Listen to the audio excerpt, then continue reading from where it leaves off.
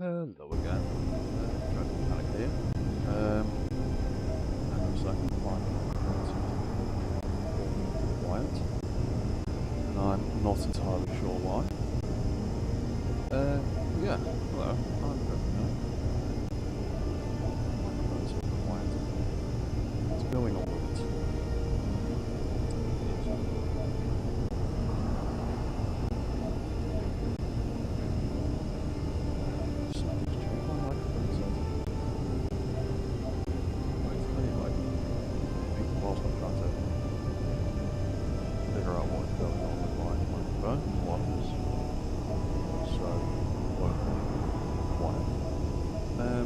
This is part 10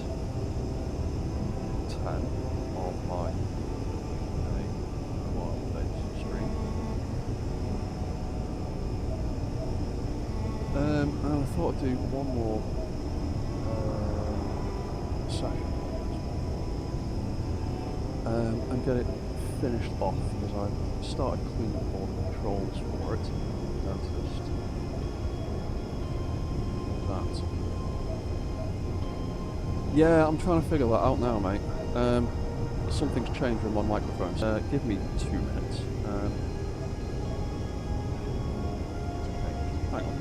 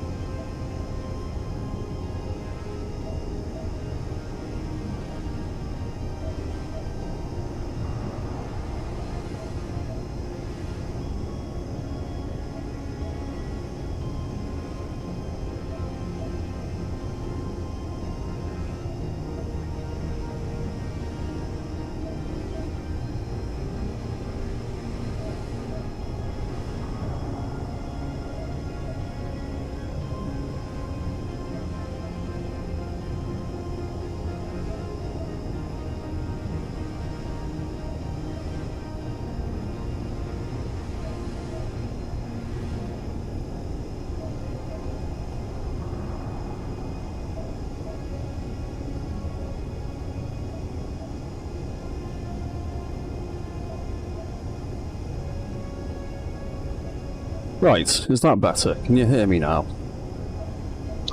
Bloody microphone settings, for some reason, had changed from 100 back down to 60. So, the audio level on OBS is reading what it should be, and you should be able to hear me now, hopefully. So, after all those little technical smeg-ups, we can get back to what I was saying. So, I was going to publish this. Cheers, Engineered Coffee. I thought so. Right, so I was going to publish this over the weekend, but then I had some issues with my internet, like I'm having right now.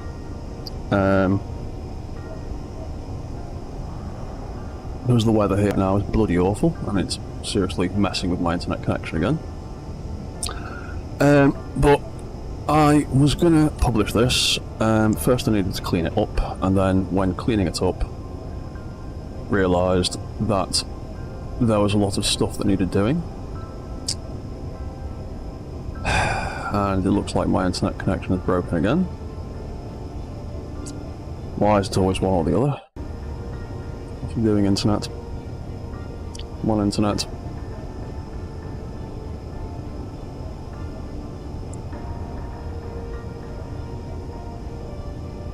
There you go, can you sort yourself out, please? Right, give me 2 seconds again. Jesus Christ.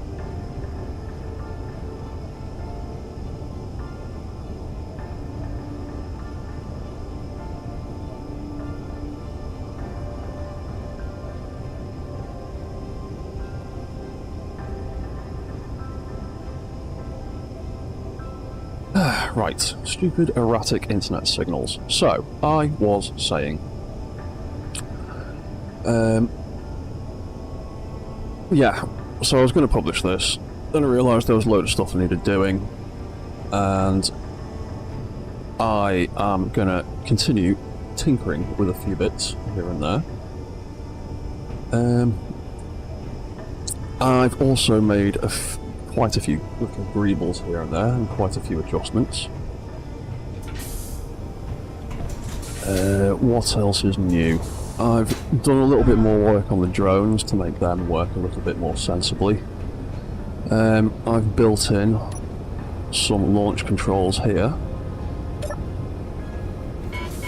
There we go. They should launch the drones nicely when they decide to do what they want to do. There you go. Off he goes. I've reworked the landing gear a little bit to try and make them slightly less buggy when they do stuff like this, flapping around above the grid.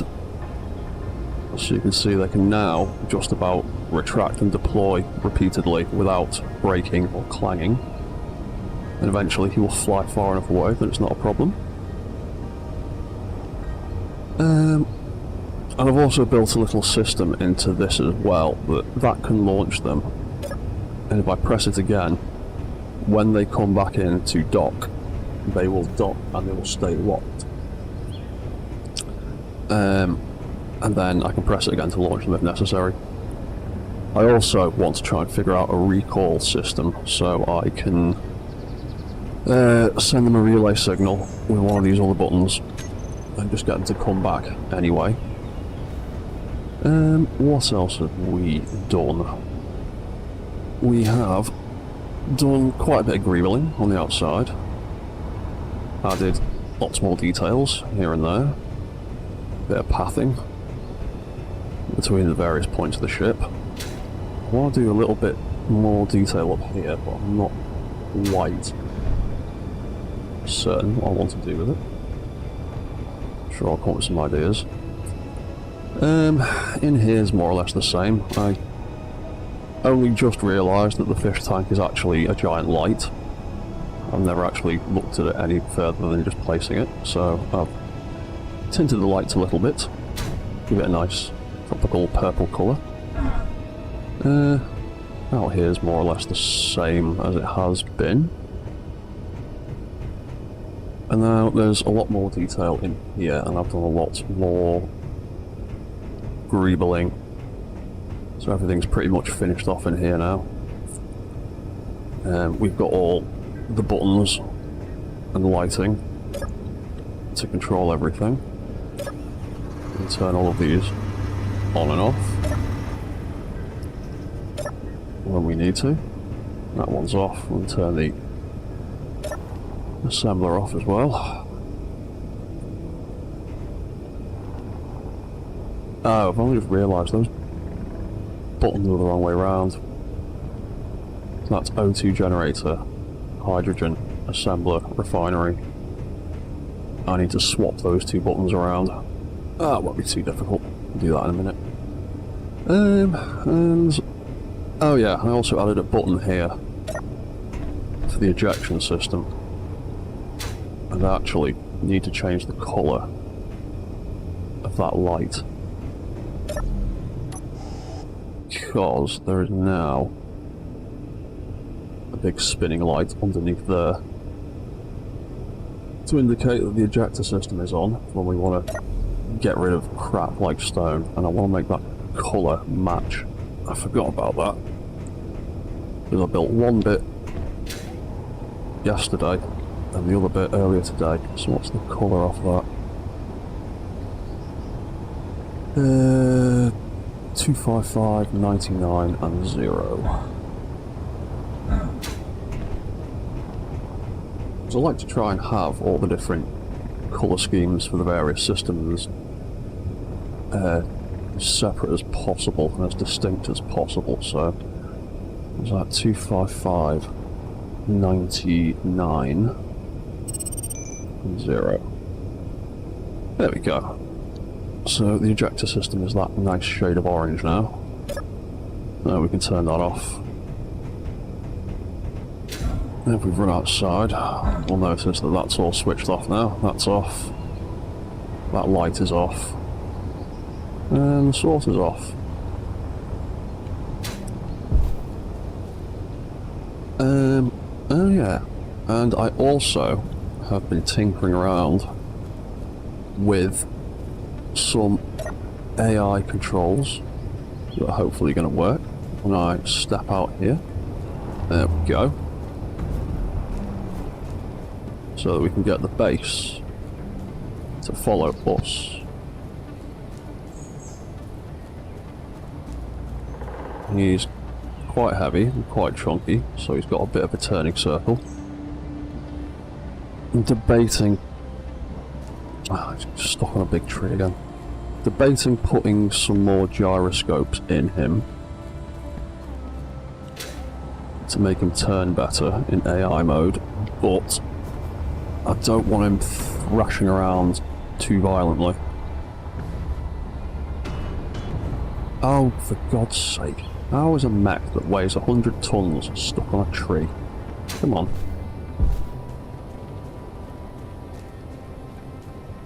As he can follow, he's just not got a great turning circle being the size that he is.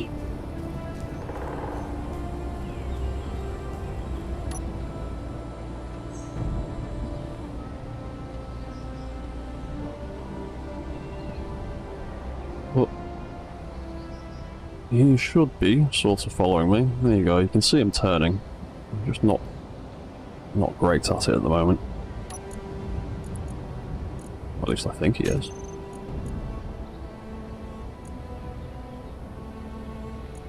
Oh. His AI controls are... Oh wait, no, that's not one. Yeah, there you go, you can see him turning now. I just might need to put another gyro or two on him for the AI to control. It's also a question. Have the turn gyros deactivated? Yes, they have. Where are we? There we are. Well, you can see he's doing a big circle around me at the moment. Because he's not got quite enough gyro ability to point directly at me. But he can follow me. So we're out and about in the field. We can have the base following us while we do stuff. And I've set it up pretty much like any of my other AI controlled things. He's got a couple of sensors up there for forward and reverse mode. I've not made his reverse mode reactive to players because, well, I don't want him running away from me when I get underneath him. But he will react to other grids and stations, so hopefully he won't crash into stations. And that sensor field lasts all the way till back here. And then he'll take off again.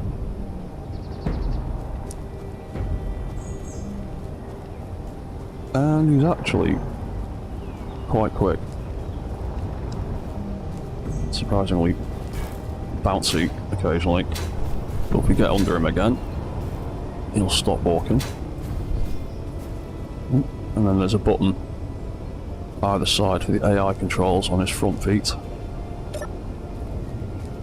And that should be that turned off again, but I do want to stick some lighting down here to indicate that AI mode is active, because you can't tell short of running out here, seeing if he follows you or not. I like to have indicator lighting everywhere, that's why I put that on there, so that when the ejector system is active you can tell from outside the ship and from that camera as well, because you can see the light spinning. So I want to put a light somewhere around here, somewhere visible, to indicate that AI mode is active.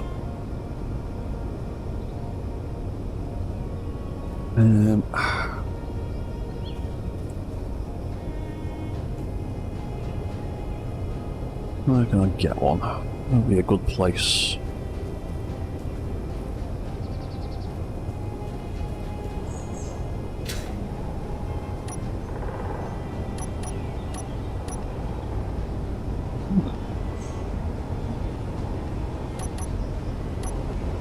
We could... I Do they not like connecting to that? That would be silly. Could put a pair of lights there either side, that would indicate pretty well. Yeah, let's... Can I copy and paste that colour onto there? Ah, for God's sake. Wrong button, as always. Copy all but name. Right. Let's do... Nope, incompatible properties. Oh well.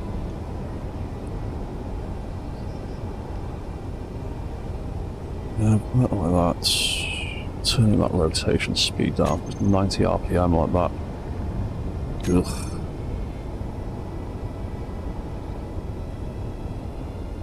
There we go. Yeah, a little bit slower. 90 RPM makes me feel a bit sick. Right, so that can be AI control lights. L01 copy. Copy all.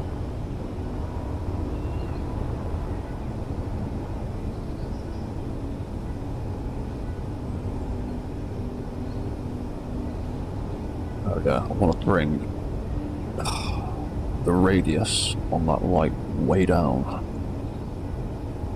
There we go. That's a little slightly less offensive. I wish you could bring the radius on these down lower than 10 meters. So even 10 meters is a bit much. I just want the flashing rotating light. I don't want it illuminating everything within a 20 meter square area. Or circular area, I suppose, but...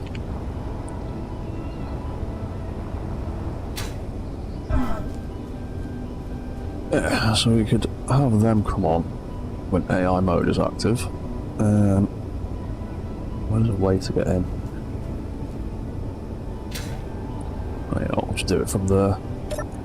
So, where are we? AI control. Where is it? AI control on off. Have you got room for a few more lights? Oh god, you've only got one space left, that's good.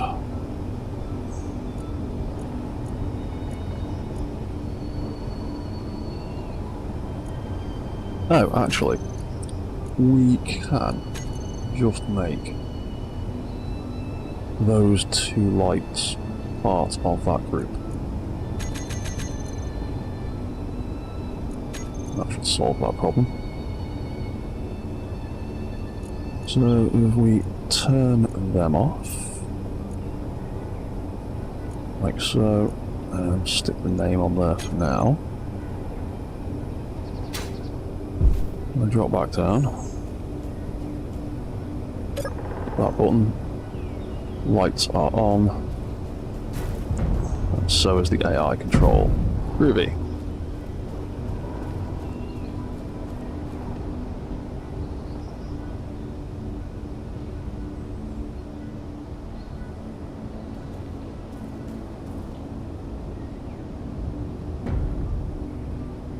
Right, fantastic. So he's moving about.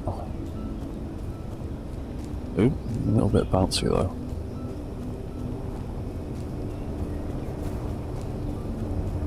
The problem with the AI blocks, they are not as sturdy as piloting something. There we go, lights are off, AI is off. Cool. Right, so that's some AI control lighting. It's fairly visible. Oh yeah, one of the other new things that I've done with this, I've upgraded the speeder bikes on the side.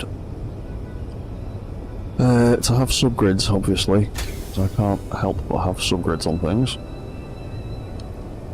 So, now it flies, it's got about 40 minutes, half an hour's worth of flight time. But you can also drop it to the deck,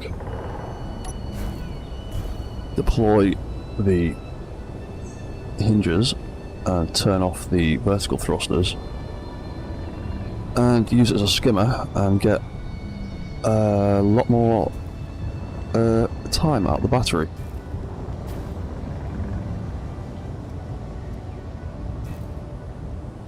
So it can whiz around for like 1 or 2 hours in skimmer mode, or you've got about 40 minutes, half an hour's worth of flight time in flight mode.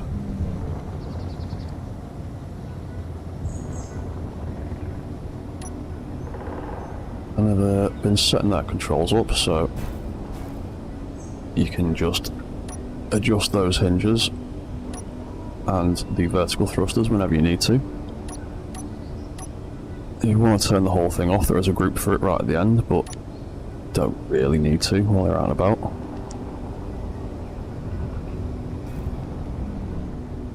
And it's not too bad as a little skimmer. Fairly nimble. I had to readjust the access port to the side a little bit, but so the connector is only really good for charging the battery. The guns, because of the stupid side-only connectors, have to be mounted like this to keep it compact. So unfortunately, the skimmer bikes have to be manually loaded. That's way too many. But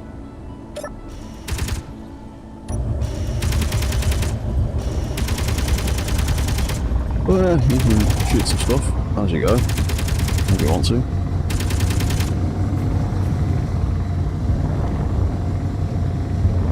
Fairly nimble. And then you need to take off again. And you can just tap that button to engage the vertical thrusters. Lie about.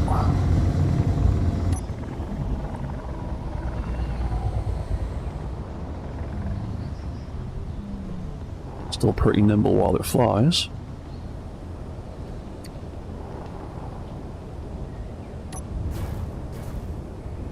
Yeah, you drop back down again. Now, one of the things I did want to do was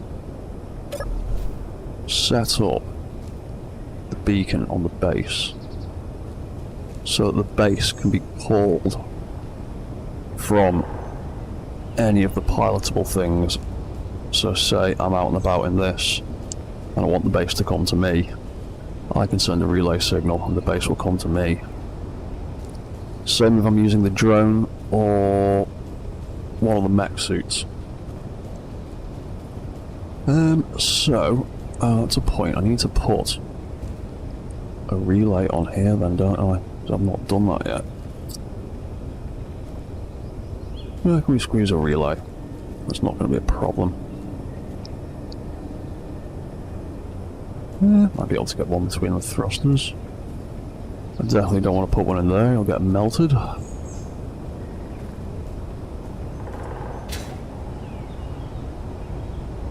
could just stick one on the top. I'll try and tuck it away somewhere. Let's see what stick in a relay. There will look like not too bad. I can't put it between those hinges because that'll actually. Will that adversely affect those hinges? Let's fly up.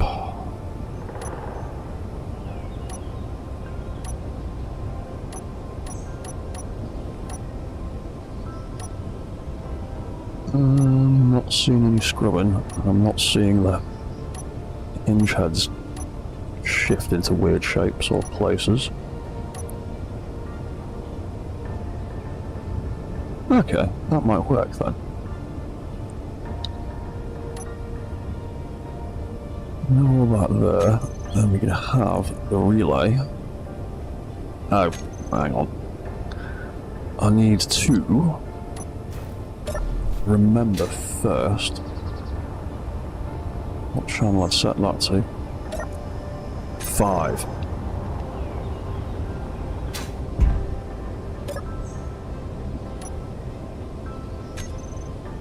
Right, so, relay.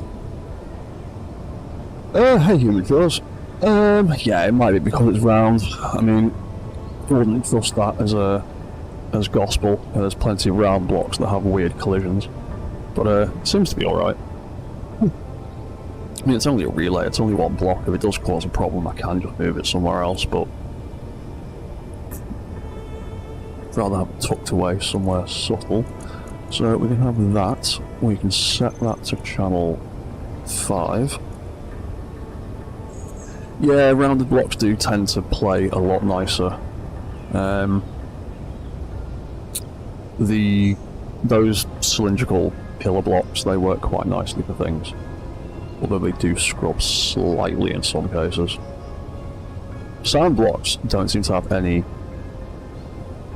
collision at all as far as I can tell. So what was doing? That was going to be called...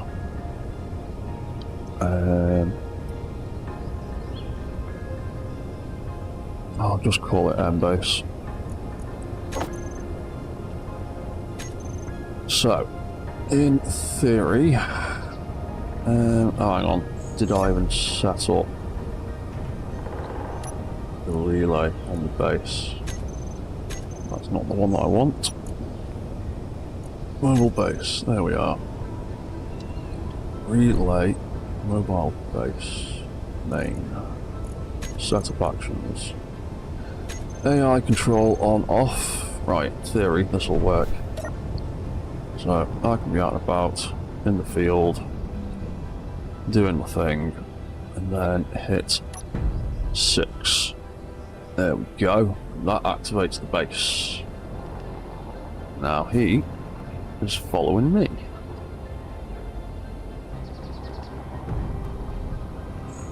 And the drones are following him.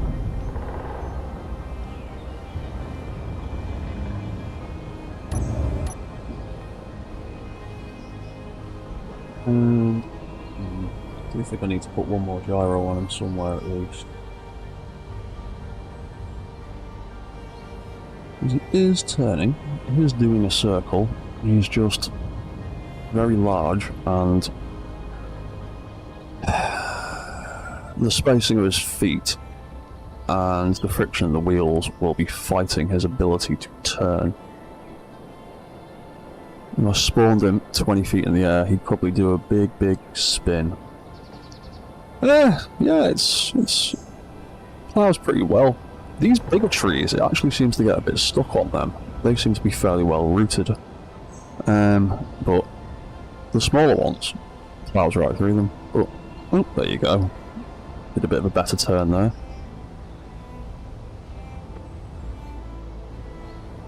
Yeah, that's the base following me, and then if I don't want it to follow me anymore, I should be able to send that signal again, which deactivates it and stops it. Cool.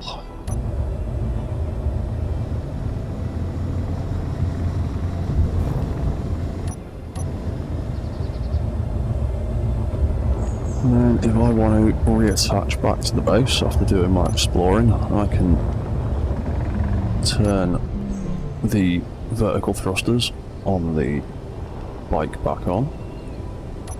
I can raise the suspension. So I've got a camera for the docking view. And then we pretty much just have to line up with the back end of this. Get ourselves lined up in there. And then, there we go. See, on my docking connector. So that's lined up. Hit docking, switches everything off. puts the battery onto recharge and locks the ship down so it doesn't flap around. There we go, that's that one. And the autocannon one works exactly the same.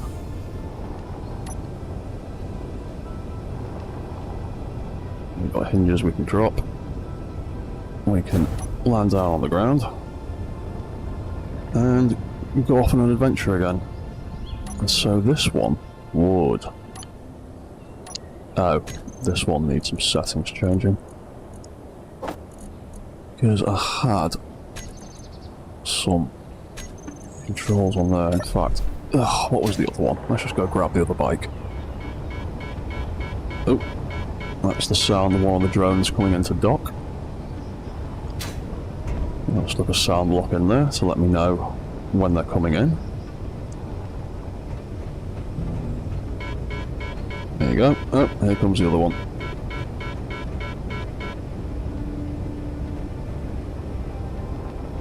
Or not. Or yes. Or no. Or yes. There we go. Sweet. So yeah, they're locked on now. They're charging up. That's their low power battery. Low power light.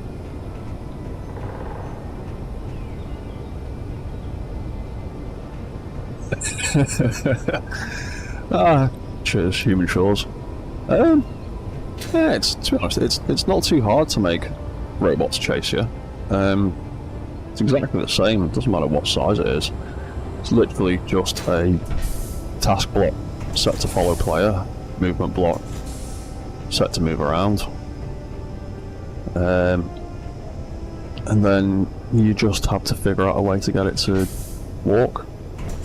And because I've already got the walking controls, like I said, it's just got a sensor on the front there to turn off the walk, start and stop. Pretty much as simple as that. I mean, it's still got the odd little bug in it, but not super hard to figure out. So, what else? Oh, ADHD brain, getting distracted. There we go. Let's take you over here, because I want to sort out both your control schemes so they match. Why did I take you all the way over there?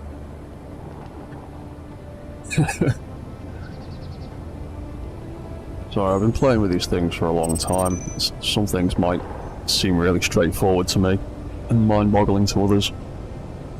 Well, it's all just logic. It's all just stuff that you can work out. Like, I'm not a mechanical engineer or a robotic scientist or any of that kind of stuff. I'm just a dork that likes logic gates. So, what did we have on there? That's the one I'm needing to sort out. That's the one. Oh yeah, so we had that, and that, in case we want to go into stealth mode or change directions, so, or change our ability to be seen. So have that, and that. What's the other one? Oh yeah, and then it's just the relay, and then there aren't really many more controls that need to go in there. Most of it is pretty automated when you dock and launch from there. So we can set... Oop, that's the wrong one. So relay... Oh, I've not built it.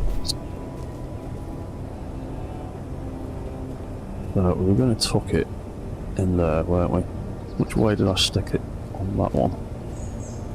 Facing that way. Cool.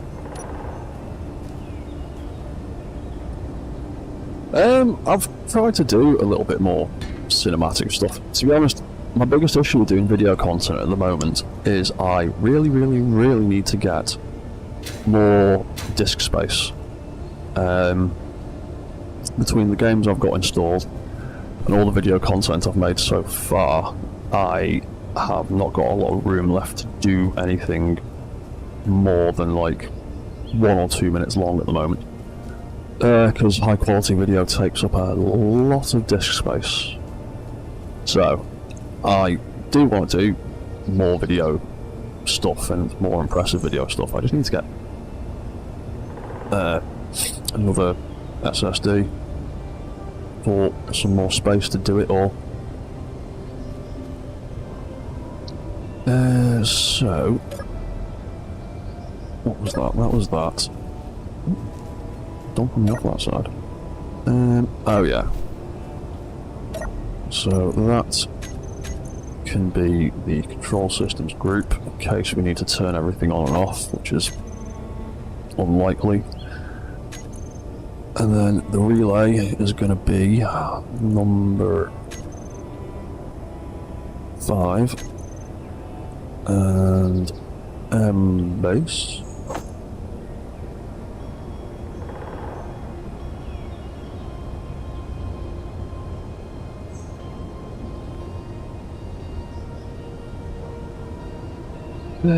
Right, cool. So if we're on this one, we can hit 6, and the base did kick into action, but his walk cycle did not. Why not? Oh, have I not actually set it up to launch the walk cycle when it starts? I have to fly past it. Yeah. Oh, right, okay. There's some things I need to... Ooh, hello. Yeah, that's the AI blocks fighting with the friction on the wheels. And the whole physics engine just going, I'm going to throw you up in the air instead. Ooh, narrowly missed that tree.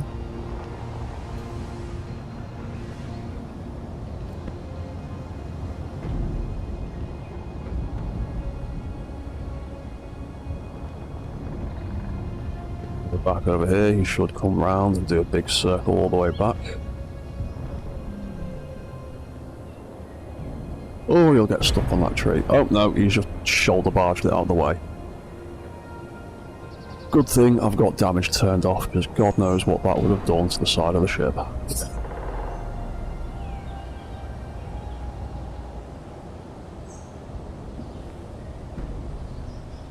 Oh yeah, I will also come back to the mobile fortress thing I've been doing. I think part of the issue I was having with that the other day is I decided to build it on Pertram, and Pertram's gravity is noticeably stronger than the Earth-like planet. I think that might have been causing some of my problems. Because I tried spawning this on Pertram and the drones couldn't fly because of the gravity and atmospheric differences.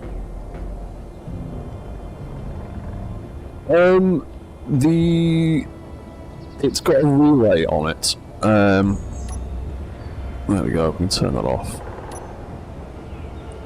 Yeah, I need to tie the walk start command into turning the AI controls on. Well, in fact, I could do it with the action relay. But yeah, the antenna tower thing here has a relay at the bottom of it, and sending a signal to that relay is activating the AI control.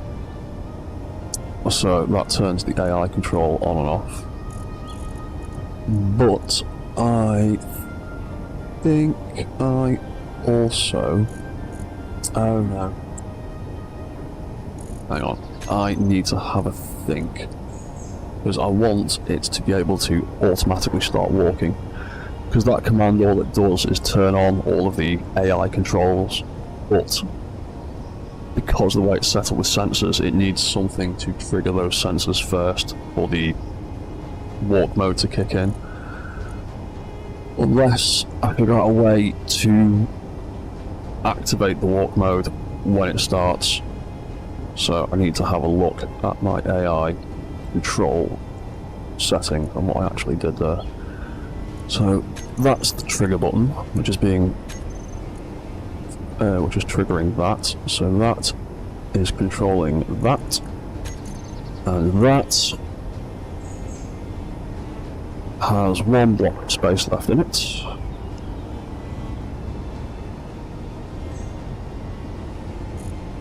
So, what we doing? Start is there.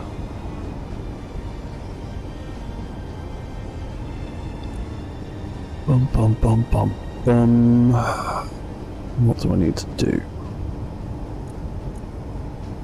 Oh, right.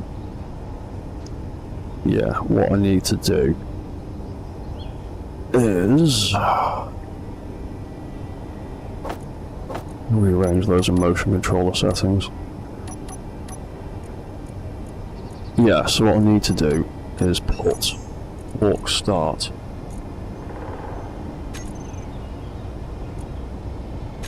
back there.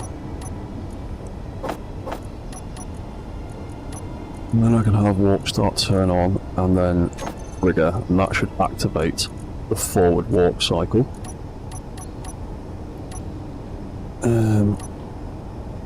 That's reverse on and off. That's basically the same. That doesn't need changing, don't think.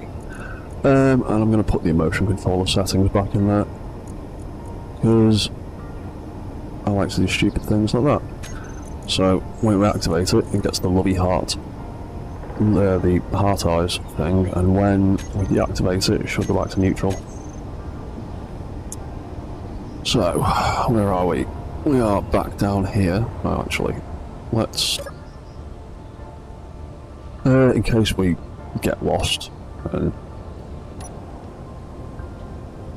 just make that up. Let's put all the bikes back. I'll just fly around in one of them for now. Go down there. We can drop in. Oh, we need to, yeah, retract them. There we go. We are locked into place. We are locked down.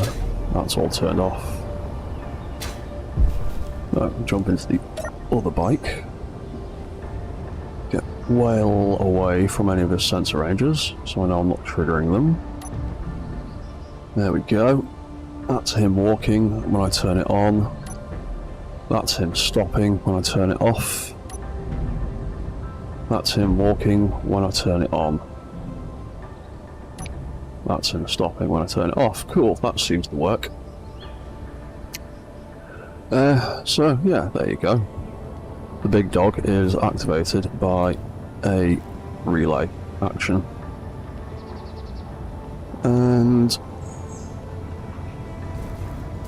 depending how far, what range you've got. Do relays have a range? No, they're determined by the range of the antenna, aren't they? So yeah, depending what your antenna settings are, I suppose, you can call it from anywhere up to 20,000 kilometers or something. Can't remember what the highest setting is. So that can be control relay. What is this? Speeder Bike 01B. That's what it is. That relay. There it is.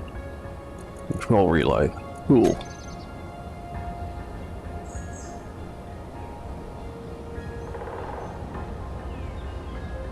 Yeah, I can be all the way over here, and I can call him over to me. Oh yeah, everyone can have one for Christmas. Everyone can have one in a couple of days, or however long it takes me. It's nearly there, to be honest. Just like to do a lot of testing to make sure everything works properly. Because I've tried spawning it into another world in the state it's in now. The only thing I've noticed you need to do when you set it up is just make sure that the drones are looking at the right beacons for their controls. So you just have to make sure that the GPS locator task block, which is just a recorder block, you just got to make sure that one's looking at the beacon on the landing pad, and the task block controls the patrol route is looking at the beacon on the mast. And it seems to be fine spawning it into a new world. Other than that, those seem to be the only things that need setting up. From what I can tell, the GPS waypoints the relative waypoints for those beacons carry over in the blueprint when it gets spawned, so it doesn't look like any of that needs rebuilding when it's spawned into a new game. Only issue is it's only really designed for Earth-like or lower gravity. Like I said, testing it on Pertram earlier, the solar drones didn't even have enough upthrust to stay off the ground, which was a bit disappointing, but they work pretty damn well in Earth-like gravity and atmospheric conditions. But to be honest, I don't know what the atmosphere on Pertram is like actually. I don't know whether it's any different to Earth's and messes with the thrusters in any way. I spend most of my time just fecking around on the Earth-like planet.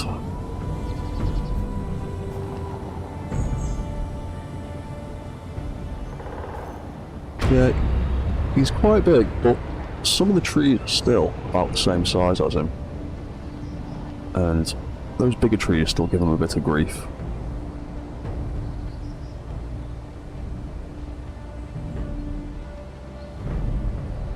Except for that one. Plowed right through that one. Well done, mate.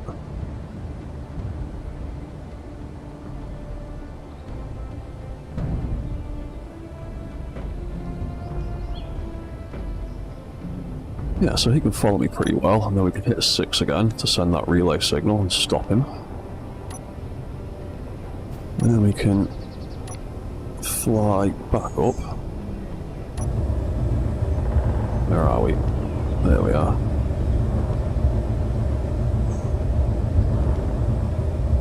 And then, luckily, very, very, very luckily for me, the way I designed this, and ended up having to redo a few things with the little docking bay. It actually, like, just about fits in the gap. It's alright at the front, but it, like, literally just about fits at the back. And still lines up alright with the connector.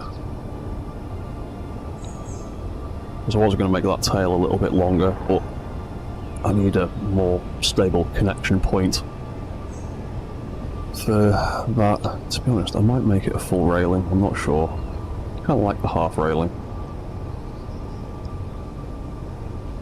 But yeah, the only other connection point that's on that mag plate is this invisible connection point in this gap here. They're not physically connected, but the game says there's a connection point there. Oh yeah, I wanted to have a light out here somewhere to indicate that the drone system is active.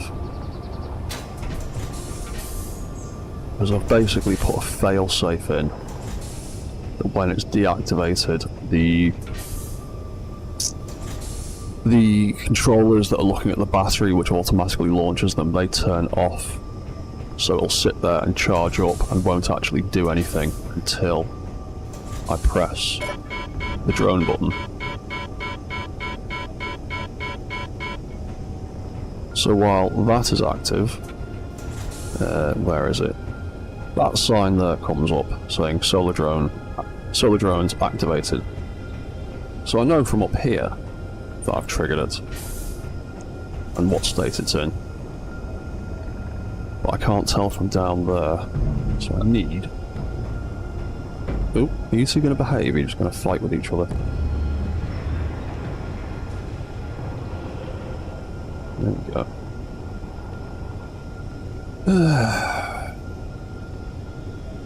AI, it's not perfect, but getting better.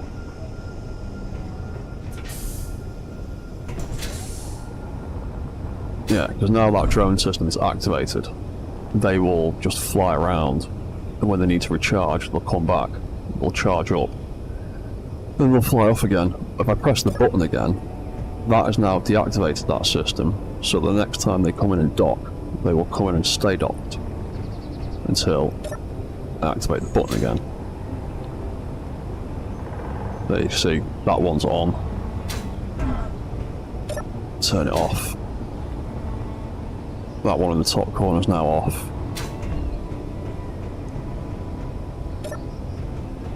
So I need a light out here to let me know that the patrol mode and the charge cycle is activated.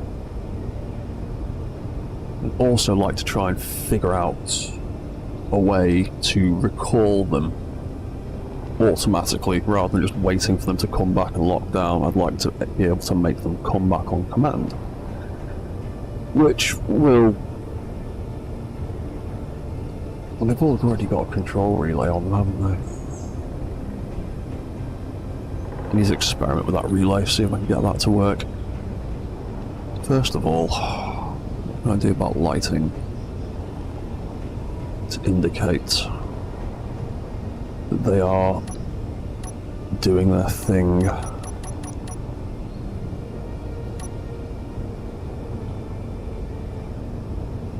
No, what's that, human trills? The one thing about SE moving blocks when loading. Let's subscribe the unit. Yeah. Yeah, clang's always a bit of an issue when you're spawning anything into the game. The problem with large grid stuff, you've got to make sure you give it a decent amount of clearance from the floor, otherwise it'll spawn in the voxels and that'll cause even more problems with subgrids. I've spawned this thing into the ground once or twice by mistake whilst playing with it. Wasn't good. Oh, I've seen a bit. Human trolls, have fun, man. You go do your thing. So, I want to put lights in here to let me know this thing. What's that do? So, we've got these red lights that turn on when the docking sequence begins to let us know that the thing is coming into land.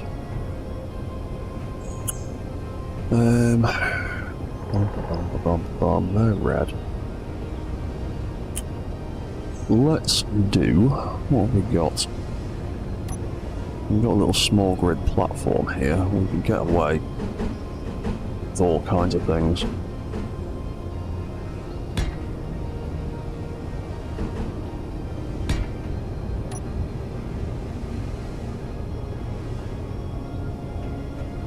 So I might just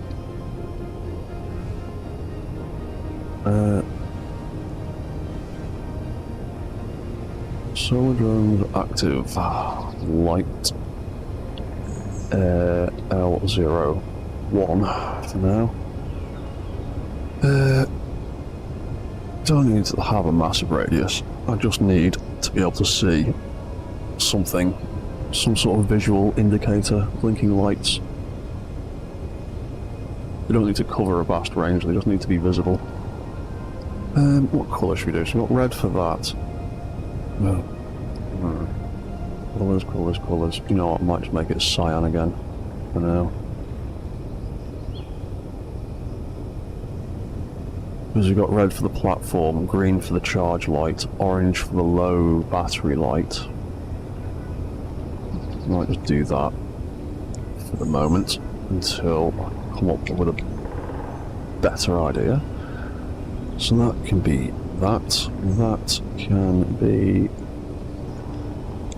number 2, and we will offset them so they blink like that.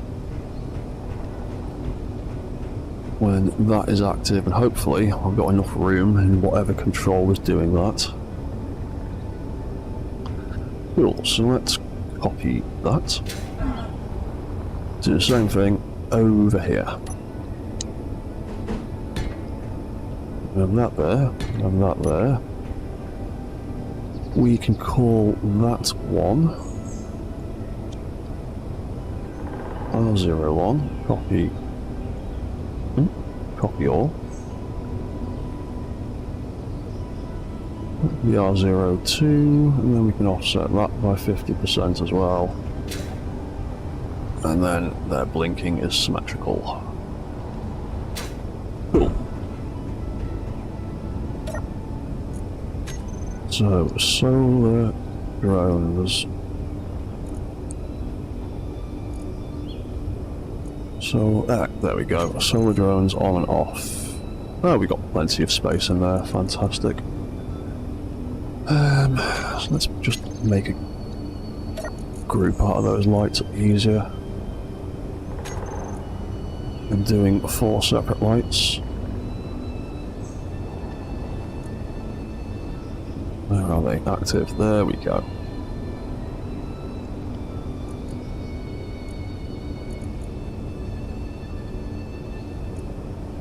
Take all of them and give it the same tag as the base, because it makes things easier. Solar drones, active, lights. There we go. Right, so we can add that into this controller. That does them, that does them. Oh, plenty of room. Solar drone, active lights. Let's stick it right in the end slot. So that's on, that's off. So that's the on and off controls for that. That top corner sign up there is the cockpit indicator that it's active. Turn that off. Turns off all the lights. That sign still turns off because that's the control for all of it. There we go. So now we've got a little visual indicator that the drone system is active, and the light isn't so much that it's going to bleed over and obscure everything else. We turn it off. We can easily see from up there that is deactivated.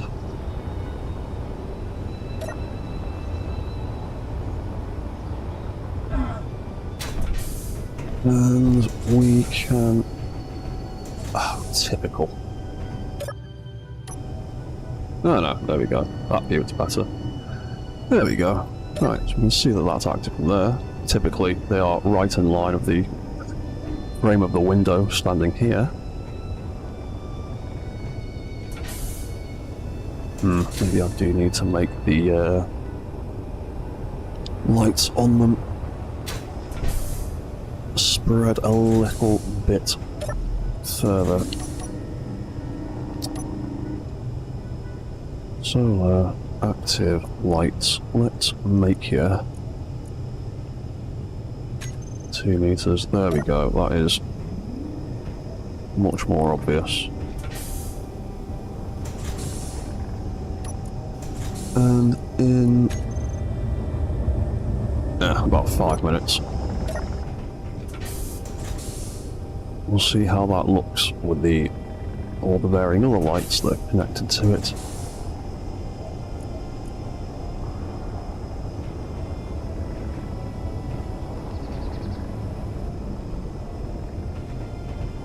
Right, cool. Oh yeah, I did a bit more work on the supercomputer. It's basically finished now. And I also installed one last set of event controllers that monitor the overall battery level of the base, and they seem to be working. The base is on 46% battery, and they're set to 20, 30, 20, 40, 60, 80 and 100%. So as it gets less than each one, each light will trigger. So it's less than 60 right now. So the middle one is triggered, then it'll be 40. And oh, come on, please don't break. There you go.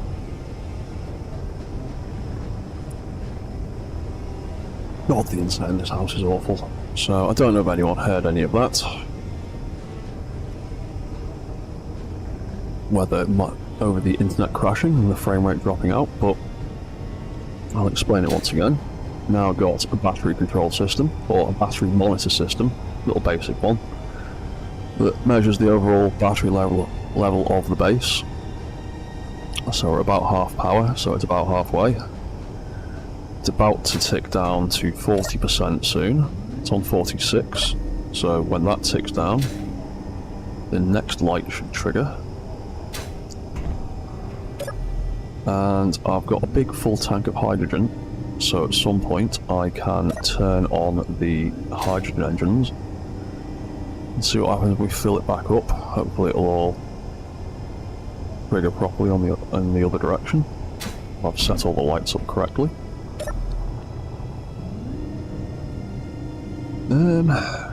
Yeah.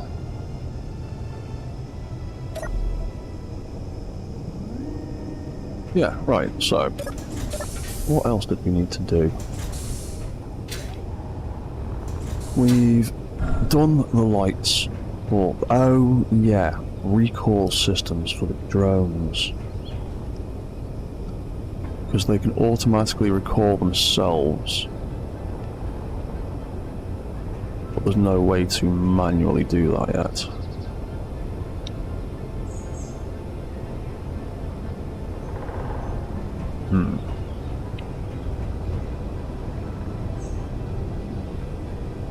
You're channel 3. You're set to channel 3, aren't you? Where are you? Drone A, where are you? Your control relay is also set to channel 3, so...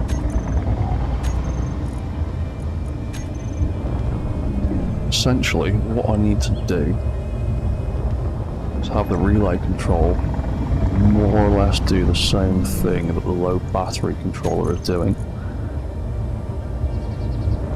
What that is doing is turning off the task block, the offensive block behaviour, turning on the GPS.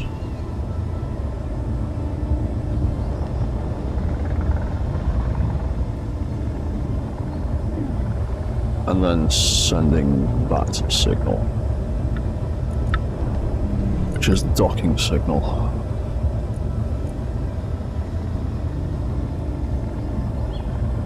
Oh, we don't need that anymore either, do we? We don't need to turn the sensors off anymore. Okay, so what we need to do, first things first, yeah, turn that off. Turn that off. Turn that on. Right. Relay control. You, when I trigger you, you are going to turn off the guard mode AI, so you stop controlling. You'll turn off the offensive AI, so you'll stop shooting.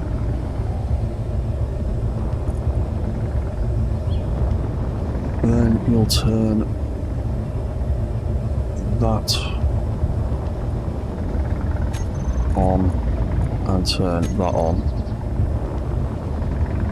Oh, hello, Jack Riggs. The walker base. This one's not too bad now. The mobile base that I've been building, he works pretty well. I've even set him up with some AI controls so he can follow me around. The big mobile fortress I was building the other day, he's still got some issues, but I think most of them are actually coming from the higher gravity of Pertram. So I need to test him in lower gravity. But for now, this one is working pretty well, so thank you for asking. So we'll turn that and that off. That will make it come back.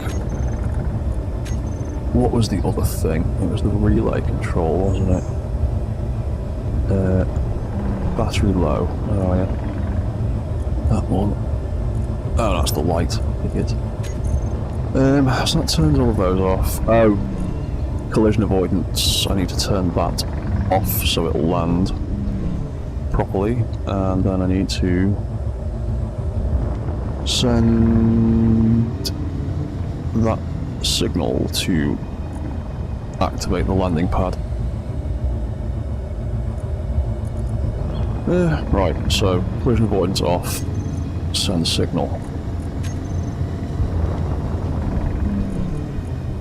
So control relay, where was it? Movement block, collision avoidance off, so you'll land on the pad.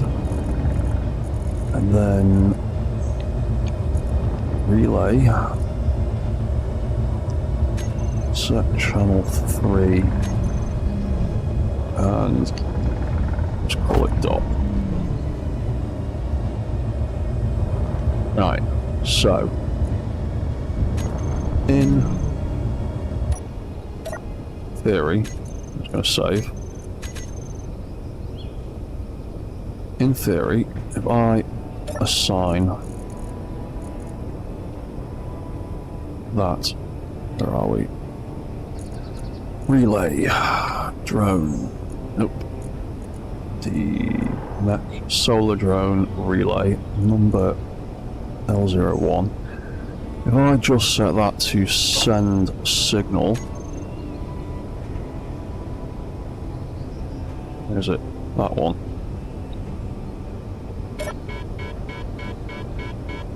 Let's send that signal. That's relayed the relay. Here he comes to land.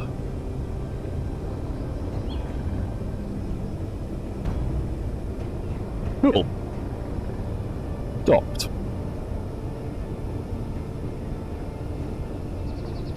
Sweet. That seemed to work. Let's have a look at that battery low. That's the one. So that's at 41%. That is charging when it gets not low, full. So yeah, when that event controller gets to full power, it should launch the whole thing again, turn everything back on, and do all that. So cool, there we go. So that is for turning the drones on and off in general, and that can be used to recall them. And I don't know what the bottom button will do. Right, so let's set up the other drone, because you're on signal 4.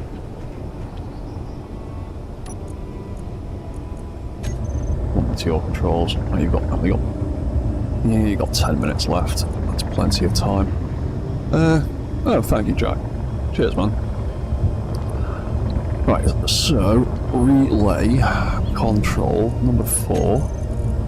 So same thing. Guard mode, AI behavior off. Offensive behavior off. AI behavior on. Now, I know you can just click play to activate both of them, but sometimes it's not perfect at working, I've noticed, so I like to be doubly sure and turn the AI on first.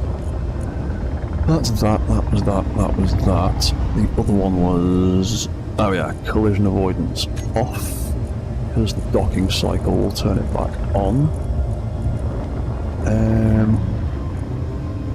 What was the other thing? It was the relay.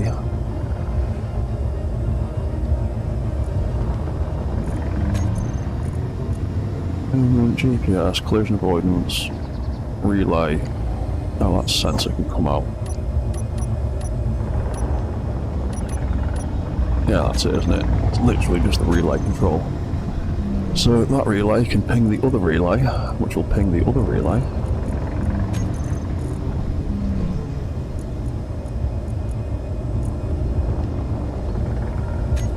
Make sure that's doing exactly the right thing. So number 4, dock. Leave it at that. And then take that. Relay, solar drone. There you are. That shouldn't have to change signal ever. So hopefully we just use send signal. That's all we need to do with it. There we go. That activates the landing pad lights. We get the warning to tell us the drone's coming in. Oh, there's the drone. Here he comes. Lands, locks. Charging, hopefully. Still. Battery is on recharge. Groovy. So yeah, when they get up to... Oh, the only problem with doing it like that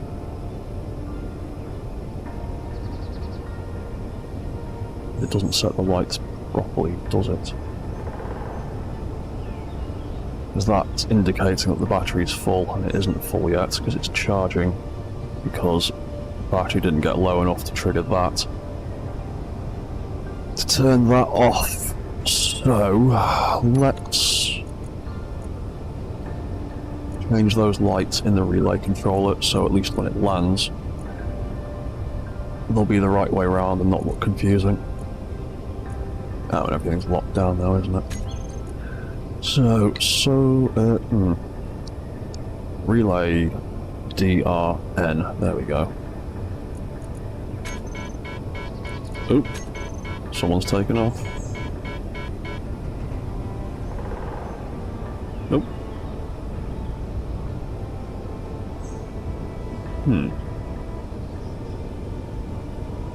What was that beeping for?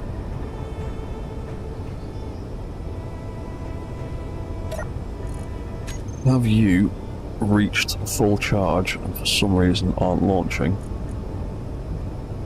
Nope, you're miles away from it. And so are you. No idea why that alert just triggered. Both on, both active.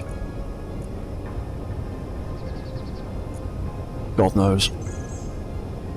Right, so let's go back to what we were trying to do. Relay DRN, that one. Oh, that might have been me clicking send signal instead of setup action. That's probably what it was. Oh well. Hopefully that's not broken anything. What are we doing? Battery lights. There we go. That's drone A, that's drone B, that's other things that we don't need to worry about. So when we get that to come back in, we want that to turn off and that to turn on. Because when it comes back in, it is going to need to charge. And then that swaps over again when it gets to 100%. So that should be fine like that.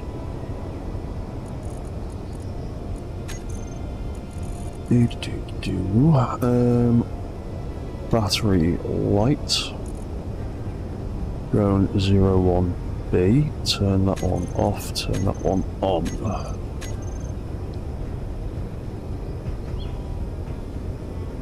Right, and soon enough they will have recharged and should launch themselves again.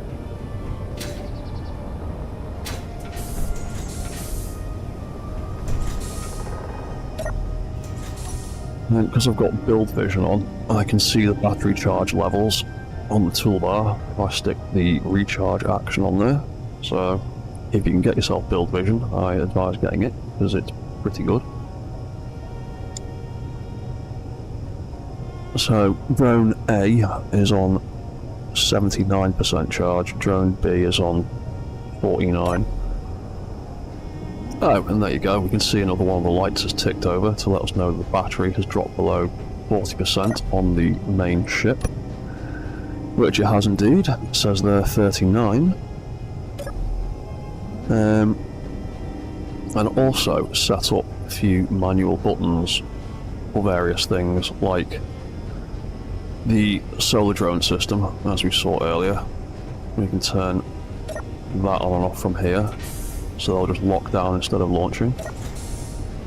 I built in a red alert button to activate the base defences, and after deleting and rebuilding the motion controller, it seems to actually be working now, so it does scary face when base defences are active.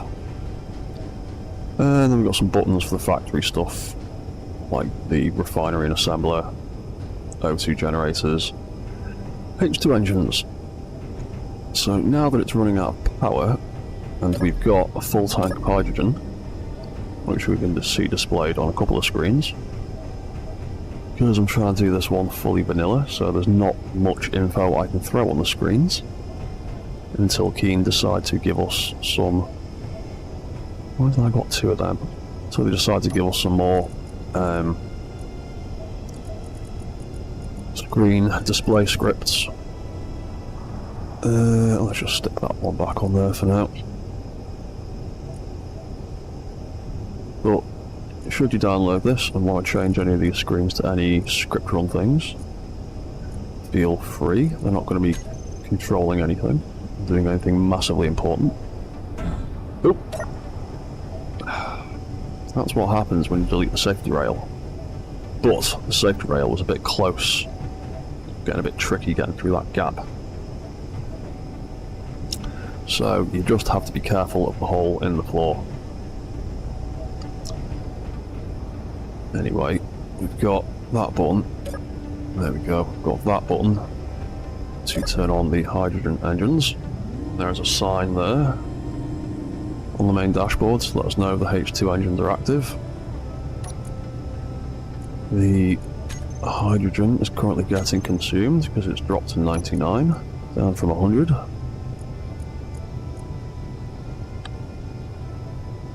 And then we've got the batteries there.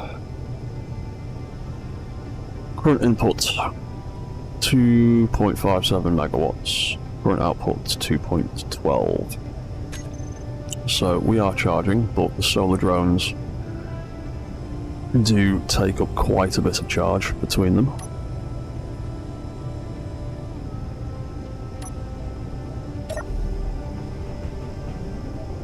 But there's two hydrogen engines on here, so they produce a decent amount of power.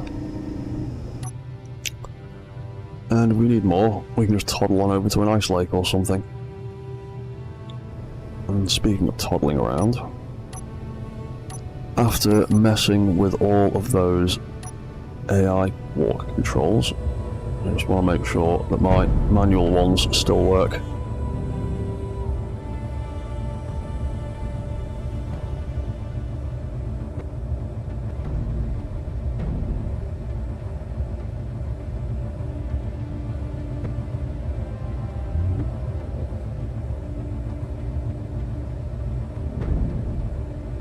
Yeah, he's quite heavy now.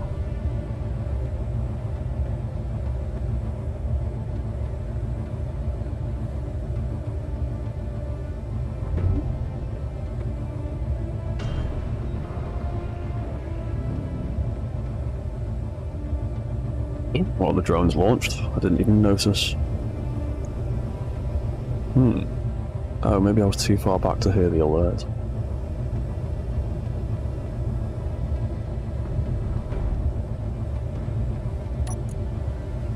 So let's have a look at these gyros. So the AI gyros should be switched off. Yes, they are.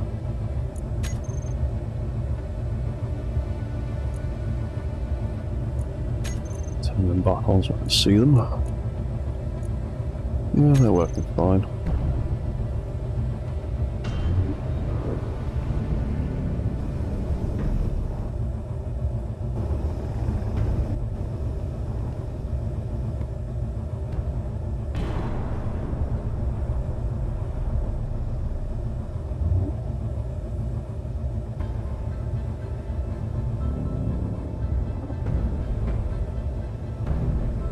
Yeah, he's quite heavy now, so he's a little bit slow to turn. Might need to tweak some of that a bit. What are those turn rotors doing?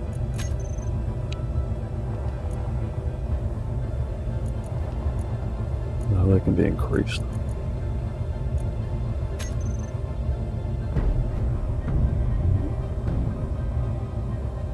Ugh, I'm stuck on a tree. That's why I built it with a reverse mode that works sometimes, but occasionally the feet get a bit stuck on the voxels.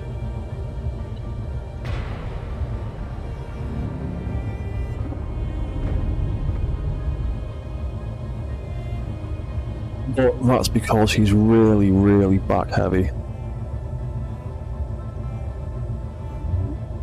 Really back heavy.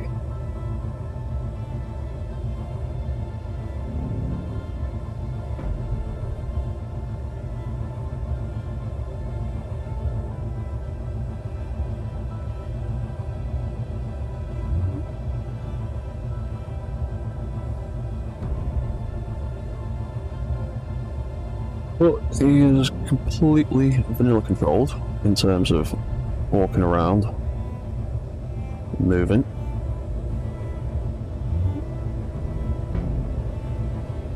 You can press W to walk forward, press S to walk backward, and then you've got A and D to turn left and right.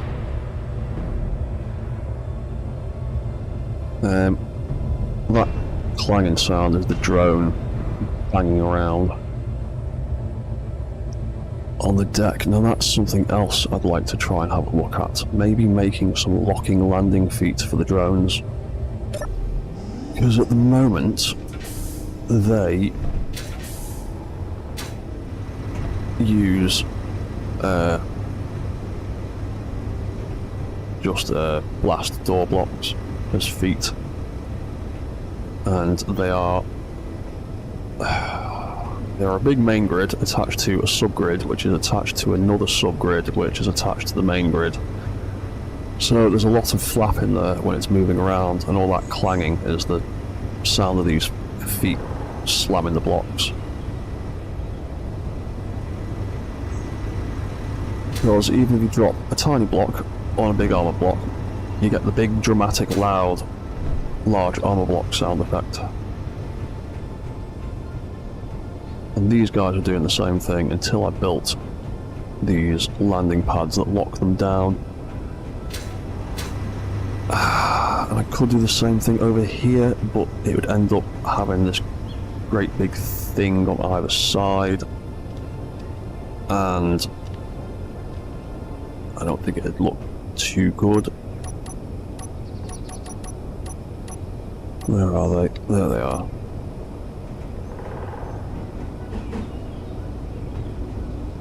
Because that is about as deep as that entire block, so that would raise that up pretty much by a block, which means that would be a block higher and cause problems. And the only blocks that we can comfortably build into the floor facing up are these things, and they're too big. These things are on the wrong side, so I think might try and make landing feet that lock. Come here, solar drone. Let me control you.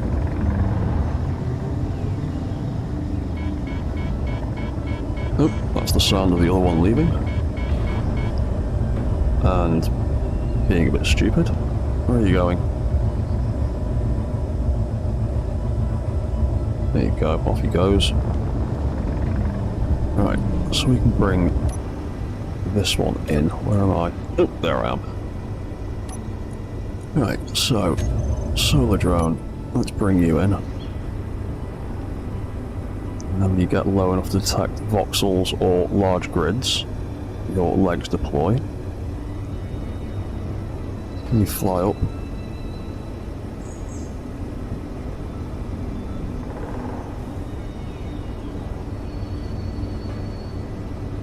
I'm sure I changed that a little bit. Did I not change that enough?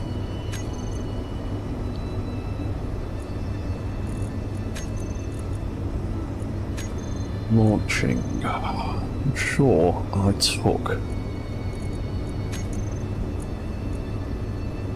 Oh yeah, I didn't take enough out. There we go. So yeah, I adjusted them so that the pistons and hinges move at slightly different speeds. Yeah, that's it. That's what I'd forgotten to change. So yeah, they both deploy and retract at slightly different speeds depending whether it's launching or landing, so that the hinges, pistons don't clang out on the main body. Because they had a habit of flipping the hinges up too quickly before the pistons had retracted and making it do cartwheels, and the opposite way around, it had problems with the pistons launching too quickly and getting stuck on the way out. Yeah, that's what I mean. Large grid always makes big dramatic noises, even if it's a tiny little thing touching it. So all that clanging and slamming and banging is just those blocks just scrubbing against here as it moves. So we could make a copy just in case of spec ups.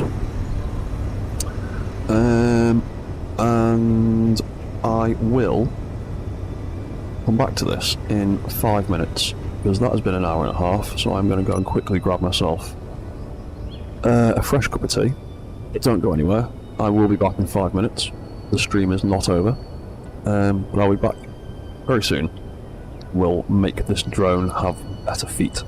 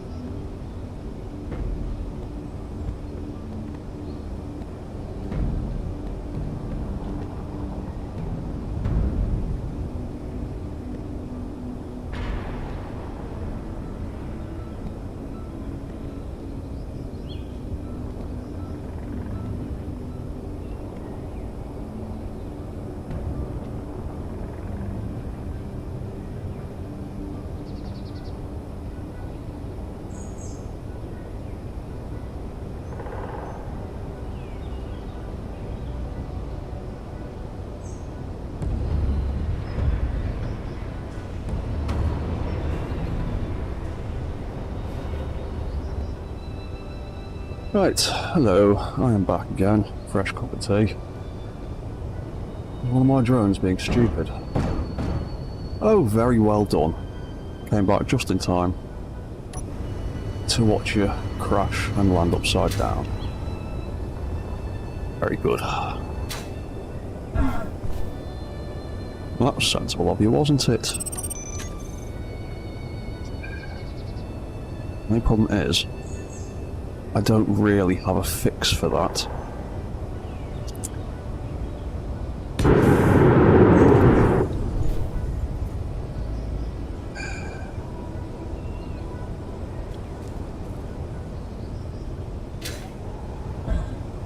What are you doing? Oh, hang on. No, that was the drone I was working on, wasn't it? Oh, hang on. Everything's just floated off, hasn't it?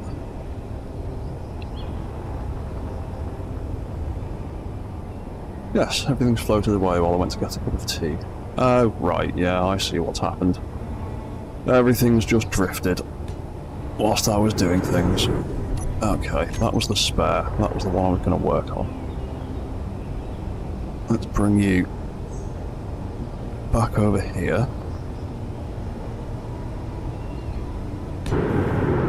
Stick you back in there. Right. So, back to what we're doing. I want to make this have actual... backwards. I want this to have some landing gear feet and hopefully lock it down. Help it lock down to the main grid a bit better. So, where are those other controls?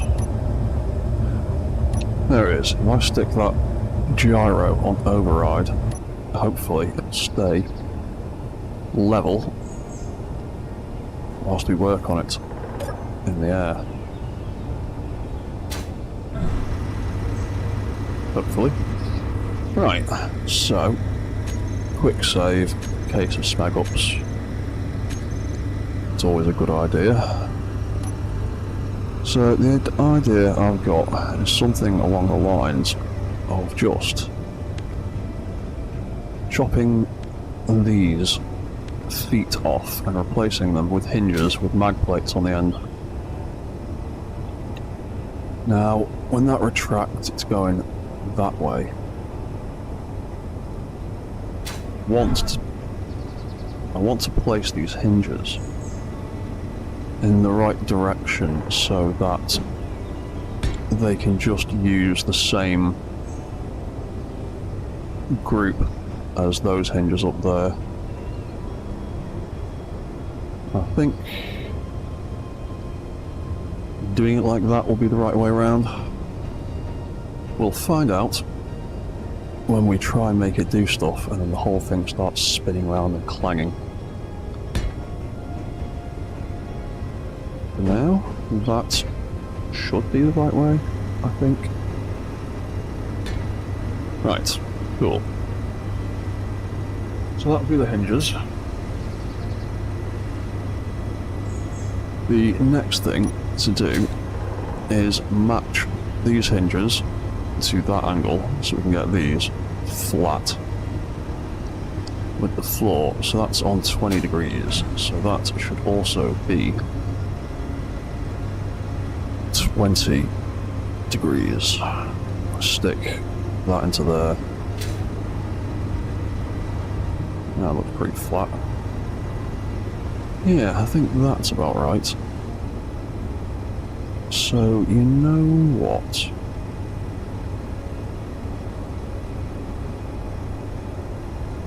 We'll actually just copy all of those details. Paste them. Oh, the grid is starting to shift. Yeah. Subgrids and whatever. Wrong thing. That's the one. And with flying things and subgrids, no matter how hard you try, eventually they'll start shifting their weight in weird ways and fall over. You can't really leave aerial drones with subgrids just standing still. Start doing weird stuff. What's that? Leg hinge. Oh, right. Yeah, so I'm going to have to call that. I'll call them 01B. That'll do.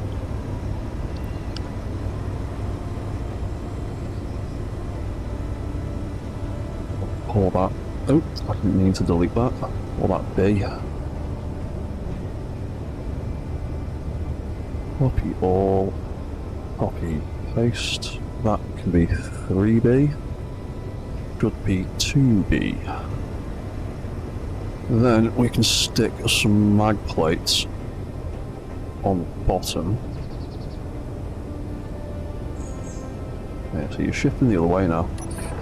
We'll stick some mag plates on the bottom, and that should hopefully let us lock down to the floor. But I don't want them to be active all the time. Last thing I want is the drone to come crashing down, auto-lock onto the floor, and then try and fight its way to get back up again.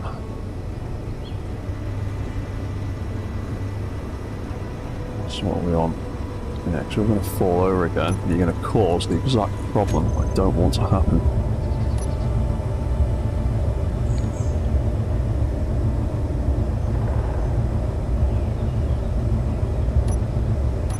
Stay still. 5 minutes. There you go. Right, so that's foot number 1. So that can be mag plate 01.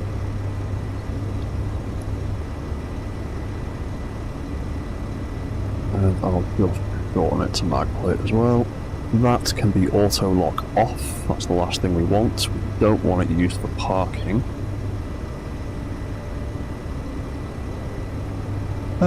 And everything else is dandy because there's not an awful lot of settings for these things.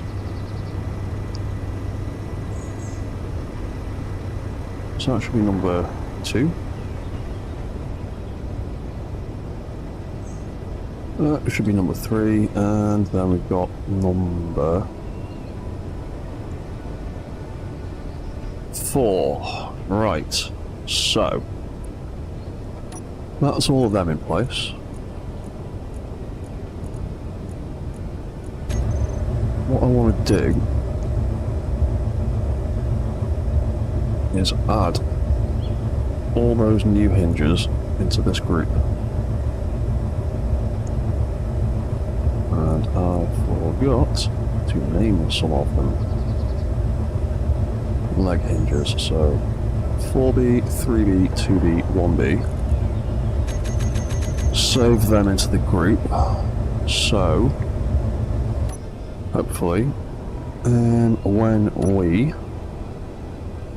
come into land, they all look pretty flat. When we lift up, get clear enough, they make us do with damn. Yeah, they're all fine except for that one there, which is snagging on that, which means that needs to come off. If I put that back in the air, hopefully it's not doing backflips anymore. Yeah, it's that button panel. Damn.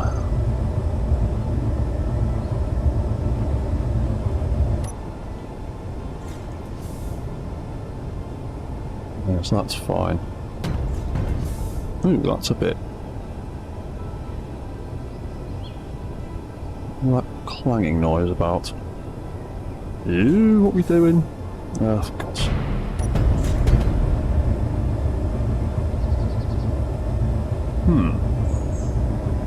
Clanging sound. What's that about? Are you hinges not happy moving at high velocity? Do you need shear inertia tensor on? Will that make a difference? I'm really going to spoil this plan. This idea just makes the legs clang.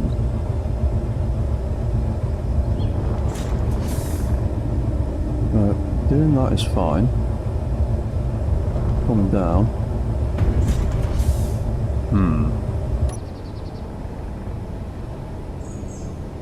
Yeah, that makes it quite clangy for some reason.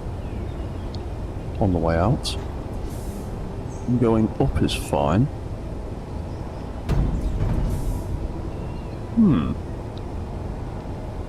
Why did you get so moody on the way down, but you don't on the way up?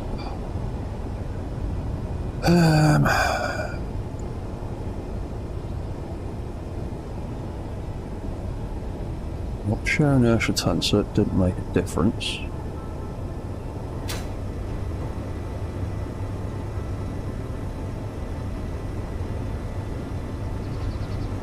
Well, let's take that off because that'll just generate forces.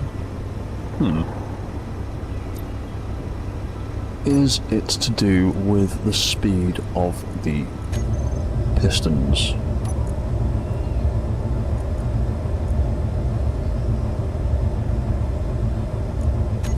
Hang on.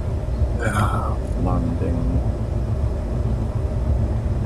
Pistons. What are you doing?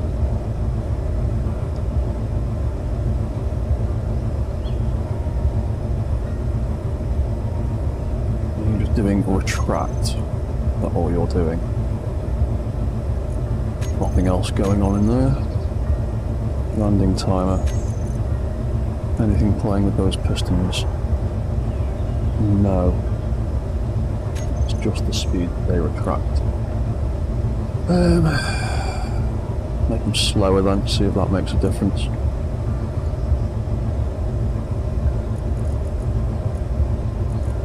Sometimes it's going at 3 RPM.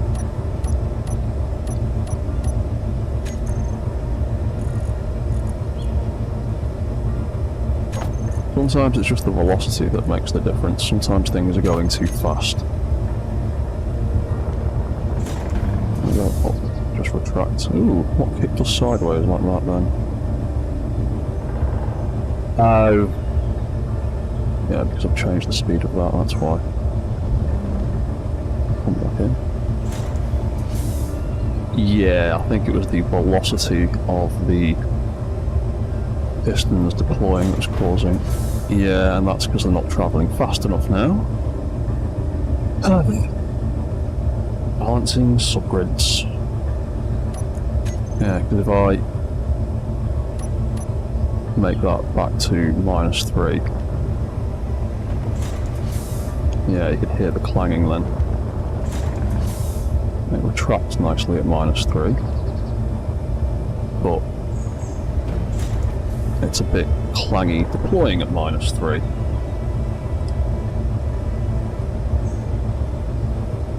I don't like clang. The noises are irritating at the least and catastrophic at worst. So we need those pistons to change speeds.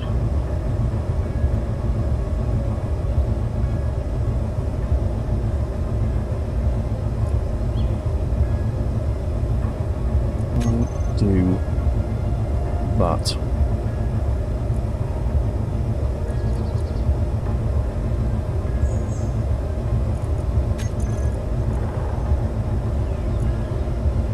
What I need it to do is, first of all, I need to make a leg pistons group, I think. Oh, I've got one. Oh, sad. Right, so, landing.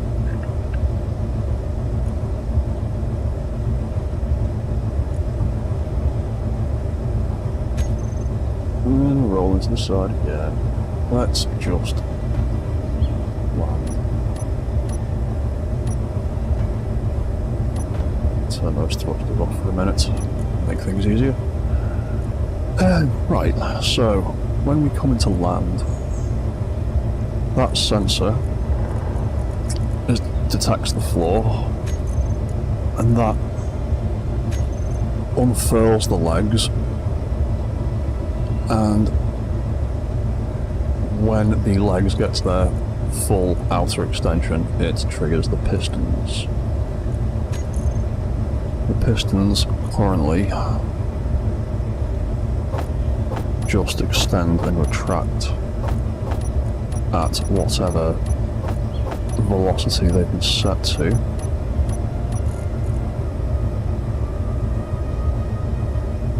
So the pistons, when pistons are set to default, when pistons get reset velocity, they don't go back to 0, they go back to -5. So if you use that and some maths, you can pretty much always guarantee you get back to the numbers you want.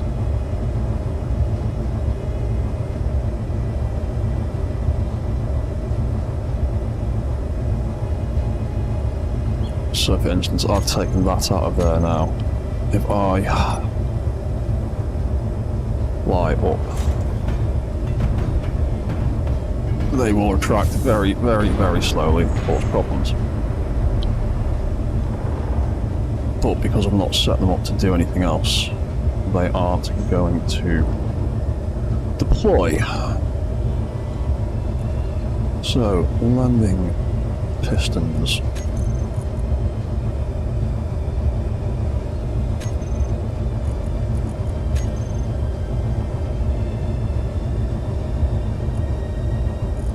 So yeah, doing that sets them back to there. So we want them to retract back to -3, because that was working nice. I think these do intervals of 5? I'm not sure, we'll have a look. So we'll get that to reset, and we'll get it to decrease the velocity as well. So I'll fly down. Yeah. Fly up. I should have triggered that. They are now sitting at -1, so yeah, intervals of 5. So we had oh no, that's not intervals of 5, Colin. Oh yeah, it is. -5, 1. So that should be 1.5. That should be 2. Fly down again. Trigger that. Fly up again.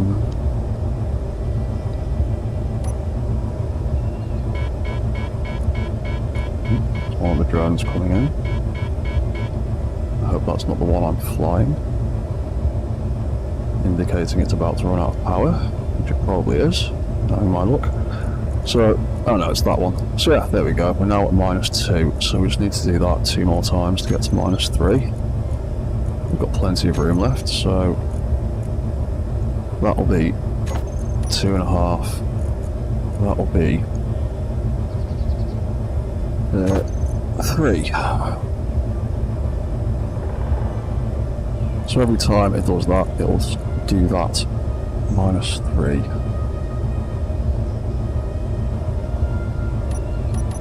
And then, with any luck, we can just use the extend on this one, and then, oh crap, we won't be able to do that there, will we?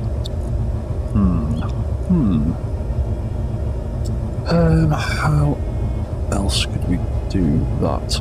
Because we, actually, because we need that to reverse, but we need that to extend slower, I think. Yes, we need it to extend slower than we need it to retract.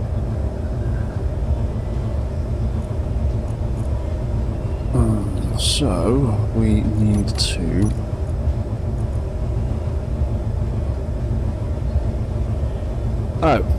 we could do it slightly differently, maybe.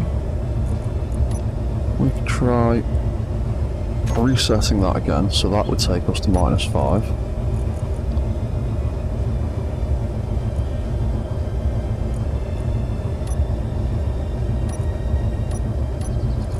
Yeah, and then we go the other way, so that would be 0. That would be half. That would be 1. That would be 1.5. And that would hopefully be 2. So if we now fly down, that should. There we go, that extends that. We fly up. There we go. Where are we? There we are. Oh, and that didn't make any horrible clanging sounds, did it? That seems to be the one. For now, at least. And fly up.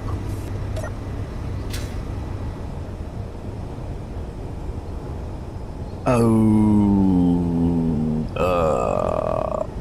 that's going to scorch that, isn't it? I forgot about that.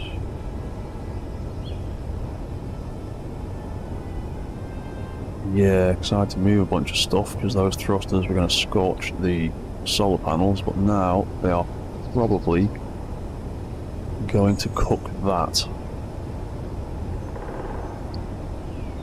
Fantastic. Actually, then again, fly around. If it's not dusting, it's not burning.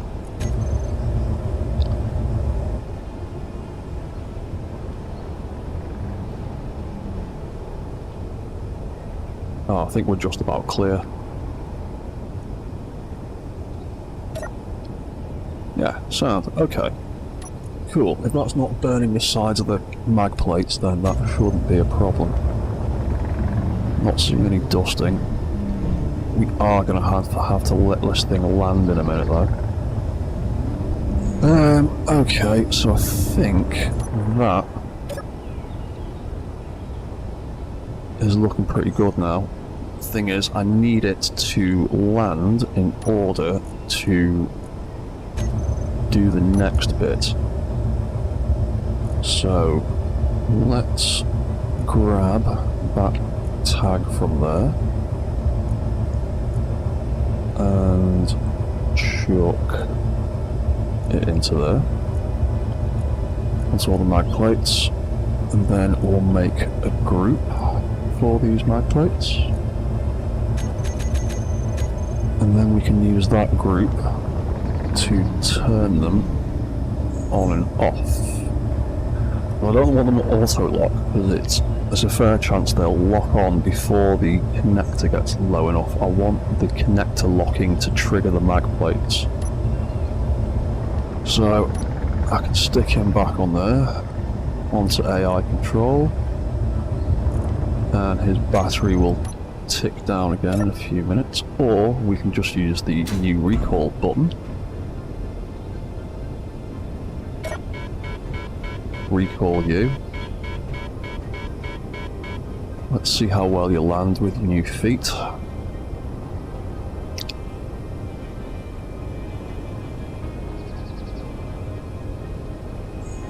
Oh, come on, don't be stupid. You can find it. There you go. Ah.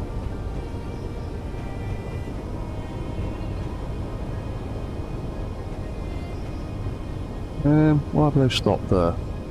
Oh, have I added them into the control systems for the... I have, haven't I?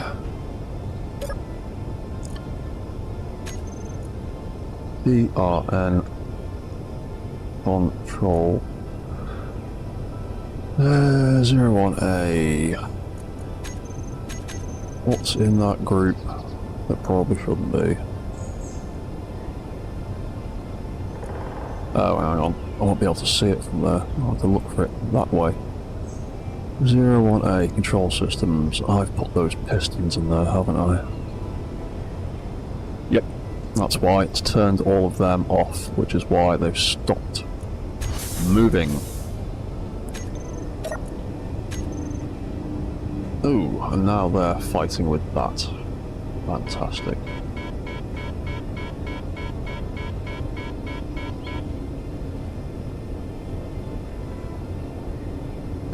Well, we can just reduce the length of the pistons a little bit then. That's probably the best way to deal with that. Let's make it 0.8. 1.8, what am I talking about?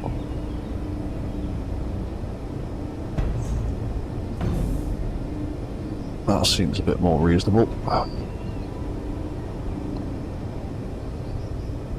1.8.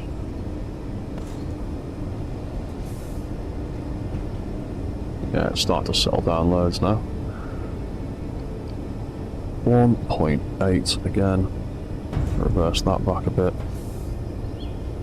There you go. Seeming a lot less jittery.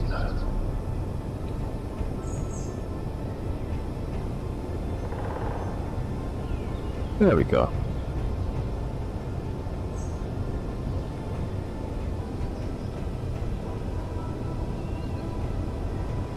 Yeah, because that's at its absolute lowest point. It couldn't be any more connected.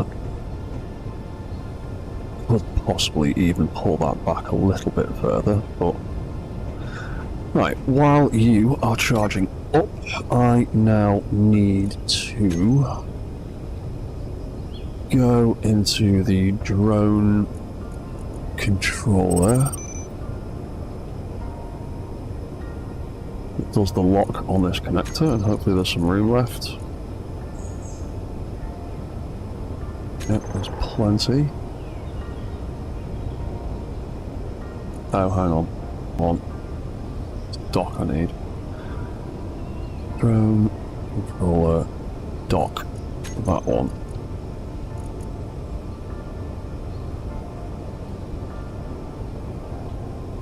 Ah. You are running out of space. What can I move? I can move that into that timer.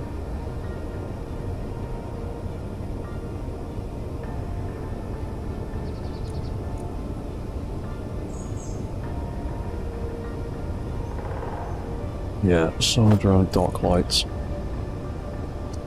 Have to move that.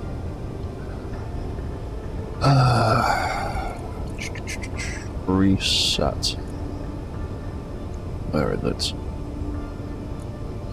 Drone reset, that's the one.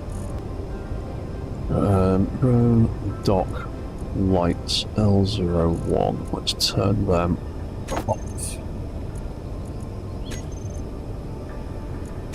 Cool, right, so drone dock connector now has some space left in it. Where is it? That one. Yeah, that one.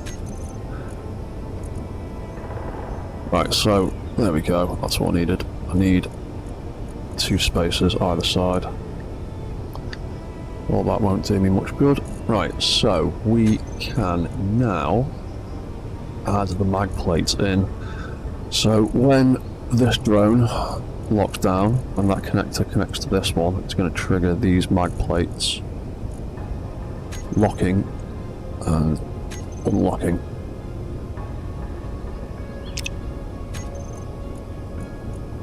Hopefully that will do the trick. So for now I'm going to lock them down, so that's all locked. And when he charges up, hopefully he will unlock before he takes off and not clang out and explode everything. And his battery is not even halfway yet, so he's got about 5-10 minutes before he does anything. He's locked down. What are you doing?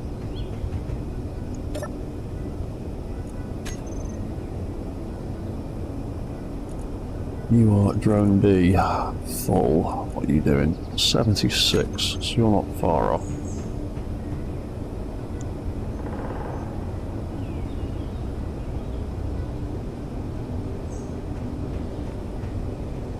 To be honest, I should just be able to disconnect you from there and launch you anyway, because it's that connection that is the trigger.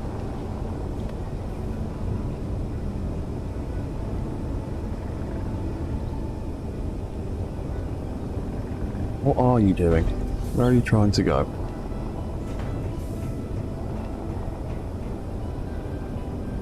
Anyway, let's take control of the drone that's being an absolute idiot. Stop messing about.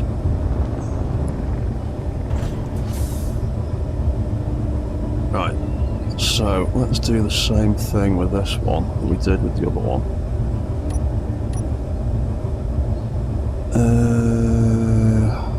Why am I missing blocks from the toolbar there?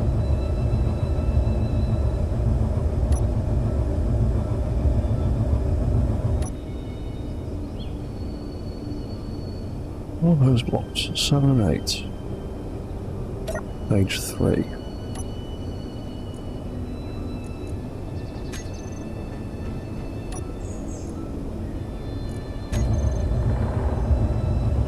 Oh yeah, that's the spare one.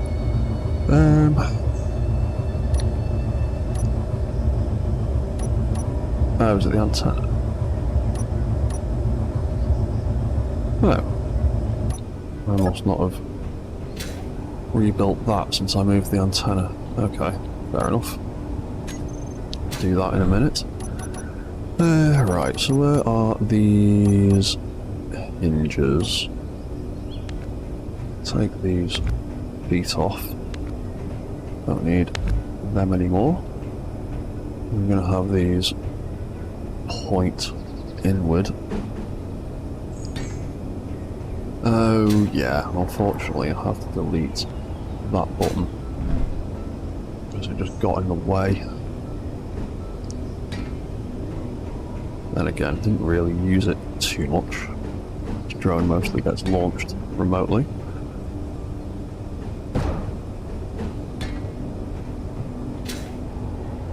No, just that drone falling over. Whatever. Mag plates.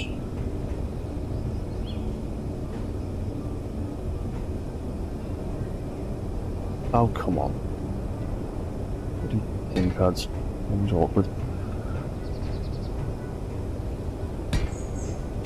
That one. That's that one. That's that one. Right, so the angles on these new hinges are going to be exactly the same as the angles on these ones. And that way they will level themselves out when they retract. And the whole thing is about to tip over again. Obviously.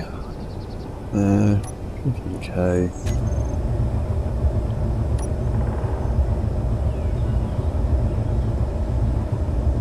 Yeah, because even with the gyro override on, the subgrids will still find a way to tip your grid over.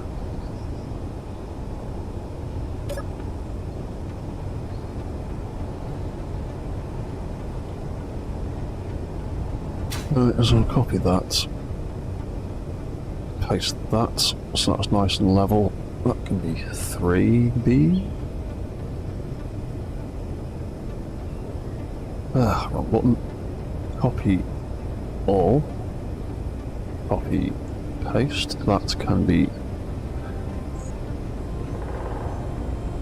Alright, so we've got mag plates. 01, auto lock off. That's about all we need for that. Copy all. So So we've got number 2. And number 3. And number 4. And then the next thing we also needed to do, other than bring the sun back up a bit so I can see what the hell I'm doing, is we need to adjust all those pistons again, so I can do that in one go. And make the max distance 1.8. Reverse them all again. And then we needed to fiddle with the controller settings again.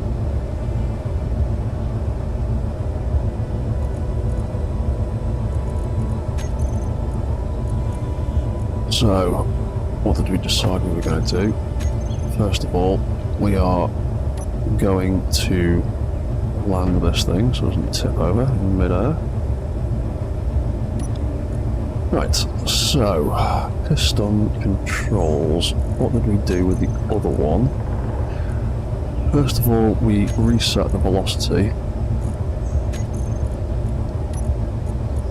And then we decreased it, so -5, -1, -1.5, -2,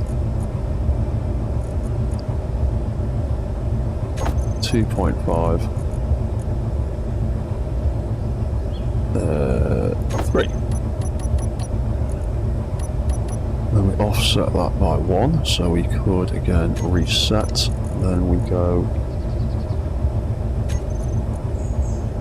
-1, 0, 0.5, 1, 1.5, and 2, I think.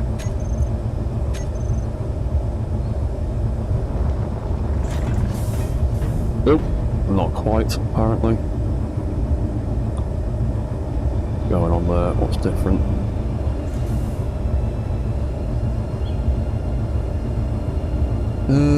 What's different is all the legs is deployed. Some you fucking idiot! I know what I've done. What I've done is I've been lazy and not actually done the grouping properly. Start again.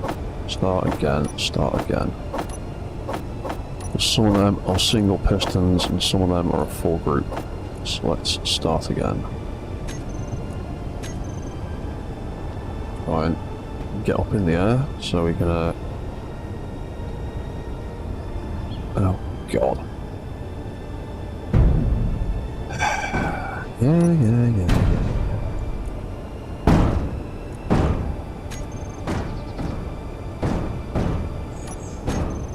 Perfect time for me to run out of power. Right, let's recharge. That's just the pistons going mad.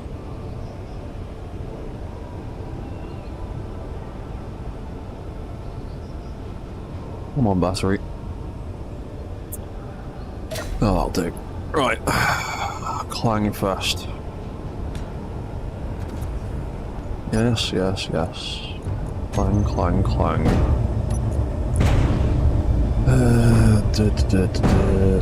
Pistons.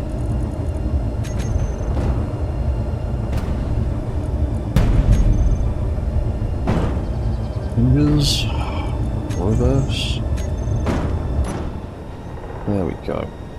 That's at least done some of it.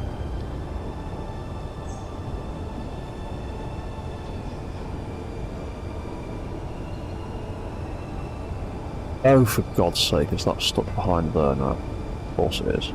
Yeah. There we go. Right.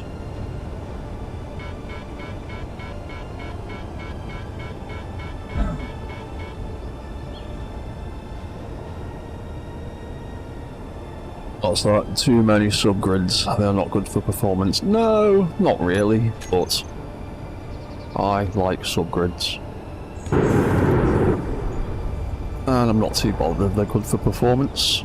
There's always a way of making them work. You just have to get through a lot of clang to get there. So, oh, hello Henry 1, by the way. How are you doing, man? Here we go. Right, so, let's rebuild that without snagging it up. So, first things first, page 1. When we retract, we're going to reset the velocity to -5. Then decrease to 1, 1.5, 2, oh, it's going to tip over again, 2.5, 3 hopefully. Let's correct ourselves before it all goes hideously wrong.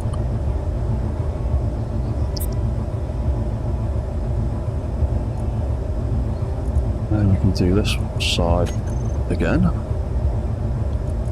Where are we? Groups, pistons. So let's go back to page 2 because we can't have them side by side. Reset to -0.5, so that would be 0. 0.5, 1, 1.5, 2. Right.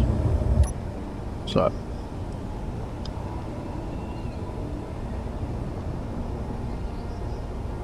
Oh, your sensor's not set to detect voxels, is it? That would probably be handy. Yeah, try and flip over. Don't really care. There we go. Right. Legs have deployed. They are detecting voxels. Lift off the ground.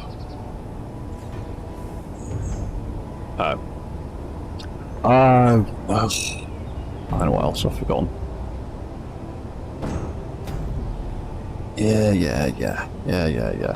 I know what else I've forgotten. Right, get you back on the floor, behave yourself, turn off for a second. Hinges! I haven't added you into this group. So you are not retracting when you should. There we go. And that's just the hinge catching on the end of the gun a little bit. That's annoying, but there we go. So that's deploying. That's lifting. We get that to retract quicker without any adverse effects.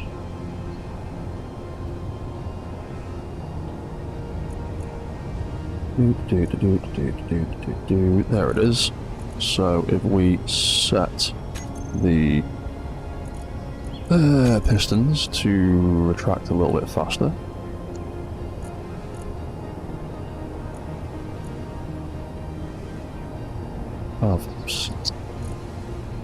So that's just to say retract.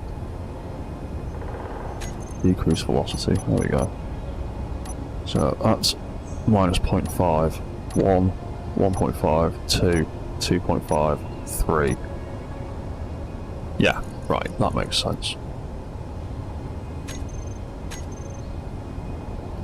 There we go. Up we go. Yeah, might be able to get a little bit quicker out of that without it clanging, hopefully. So it's raising at 3 meters a second. Or 3 RPM, whatever it is the pistons use. It's 3 of something. Yeah, it is meters a second. So if we do that again, another decreased velocity, that'll be 3.5 meters a second. Will that get the pistons past the tip of that gun without smacking it every time? Oh, there we go. 3.5. Decent speed for deploying. That doesn't seem to cause much in the way of adverse effects.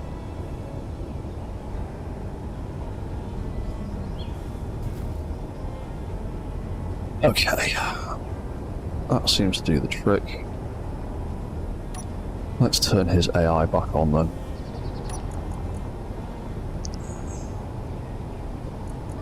And let's make him a mag plate group. When he lands, we're going to need to do that bit.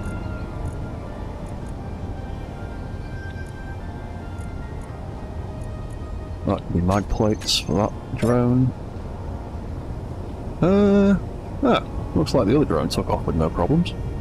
Cool. So, you managed to take off. All your legs seem to have folded away, clang free.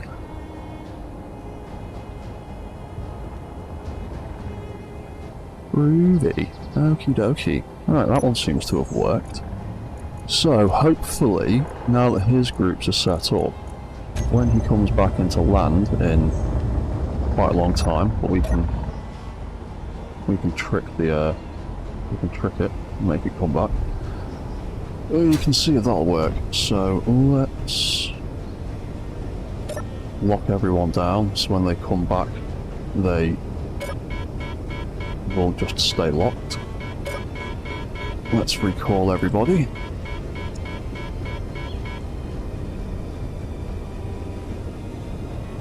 And see how well they land. Oh, yeah, I forgot to take the pistons out of the group, didn't I? Yep. And for some reason, those ones didn't deploy this time around. So that's something else I need to fix. Your feet deployed properly, but your pistons did not extend quite far enough. Why didn't these?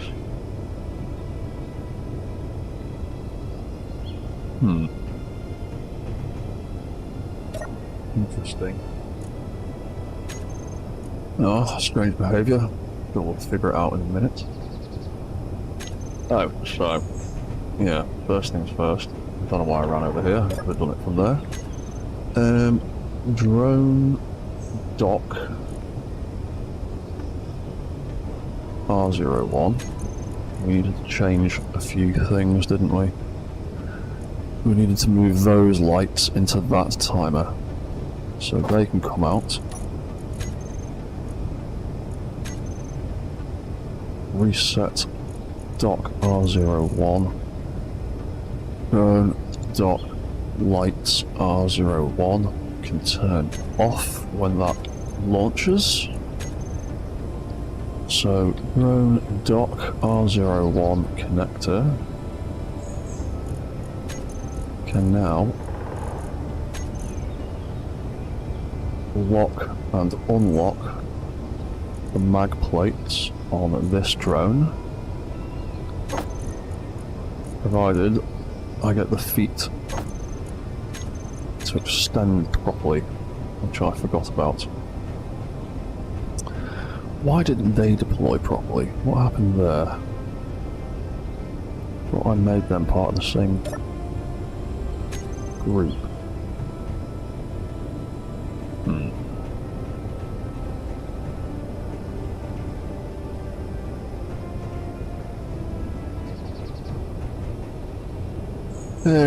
Right, so how charged is that battery then? 89% with loads, right.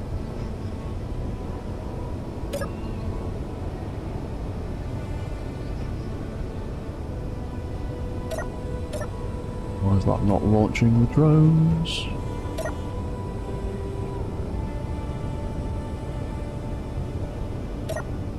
Oh, because they've not got to 100%, that's why. That's why. Switch lock, off you go. Right, your legs retract properly, that's fine.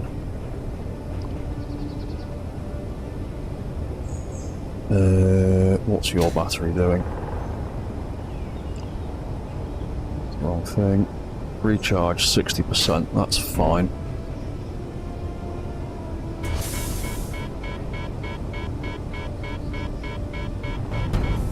When you decide to take off in the right direction, your legs deploy fine. Okay. And then you want to do daft things like that. Go on, just find a better location. Right, so we needed to take the pistons out of the control systems group, because God knows why I put them in there in the first place. I'm not quite sure.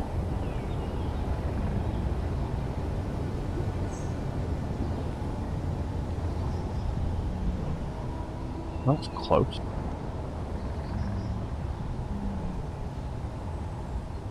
But we'll take them out of there for now.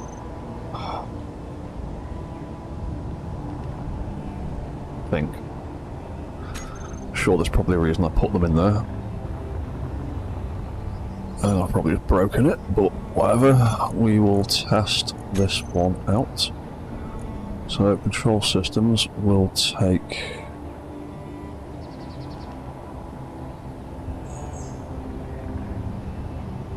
all of these out of here.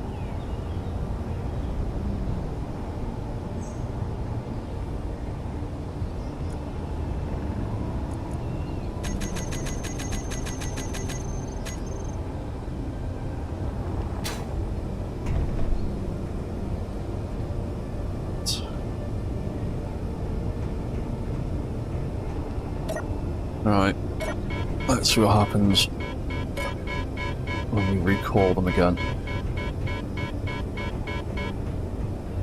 What are you going to do this time? You're going to land, you're going to deploy. Oh, damn it. Right. Well, you half worked.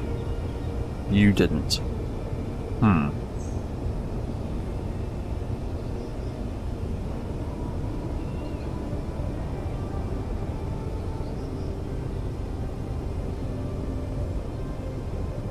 Why is that?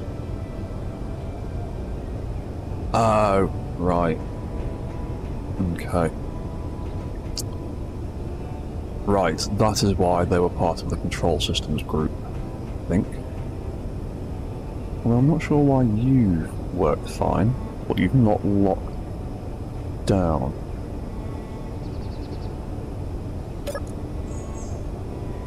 Oh, I know why you've not locked down. Because there's a delay between the connectors locking, the grids registering the lock, and the event controller picking up the lock. So that's why I had to throw in a timer into most of these lock controls. There you go, that's the one. So yeah, that turns off the control systems, which means that is where I need the mag plates to lock down.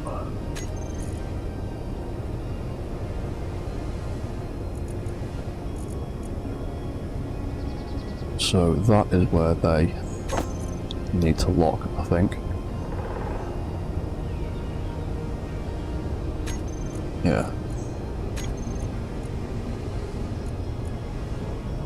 Yeah, we'll do the same for the other one. That's the right group, wasn't it? 1A, yeah, that's the right one. So mag plate group 02, that needs to lock down there.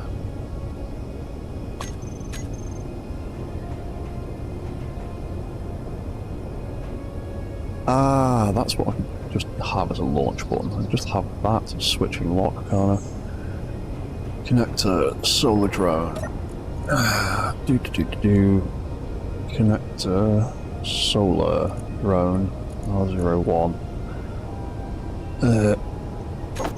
That's the switch lock button. So there we go. That launches him.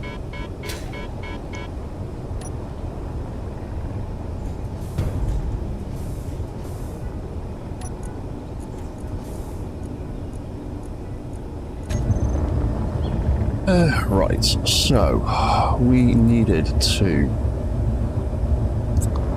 I think I need to put...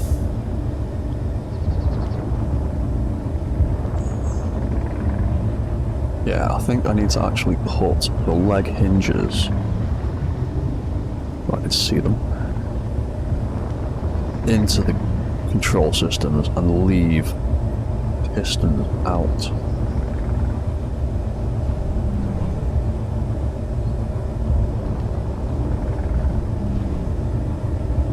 Well, they seem to work properly before. You know what, we'll try that again with the whole lot, because those pistons actually deployed. Oh, then the leg hinges did as well, didn't they? Yeah, I'm not entirely sure what was going on with that. We'll try that again. So he can fly around. We can pull him back in. And we'll see what happens with his legs this time.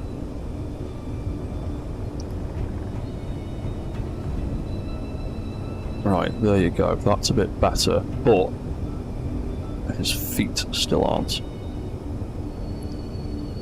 Locking. Okay. Let's do the same for that drone. Solar connector. Left side, switch lock.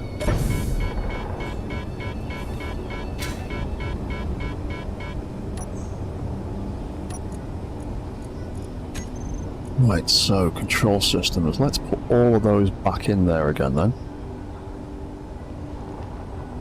As soon as it seemed to work then. That's all that. That's all of that.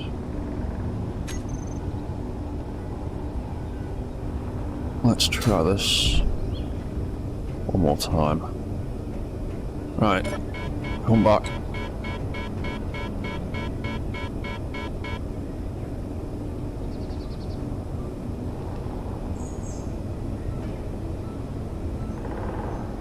Nope, his legs are turning off. Will they get anywhere near extending? Far enough. Why is that? You're going at 2 meters a second. You're going at 1.5. Ah. Oh, right. You're not fully extending before you turn off. That's the issue.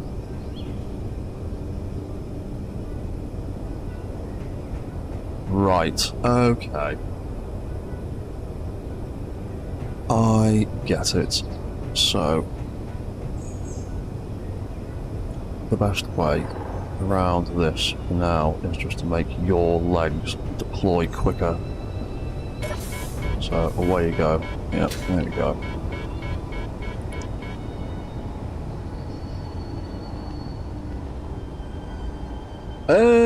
No, the voxels are...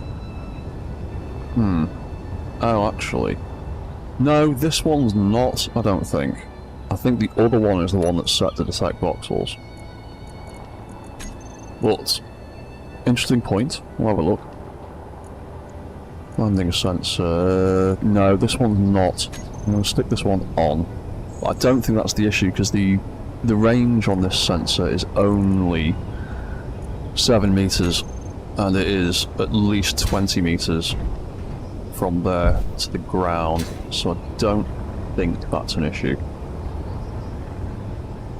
The biggest issue is, it's just to do with the sensor and the way it lands.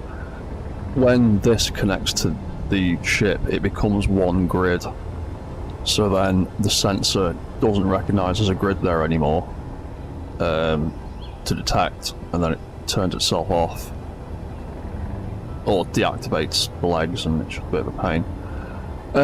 So, the other thing I need to do with this one is I need to make those legs extend a bit faster. They weren't going quick enough, from what I can tell. So, pistons, actions. Where were we? Oh, I think I've screwed something up in there, that's why. So that's... that's minus 0.5. That's 0. That's 0.5. Oh, there we go. That's just extend, that's why. Increase velocity. That should solve the problem of the legs extending in time.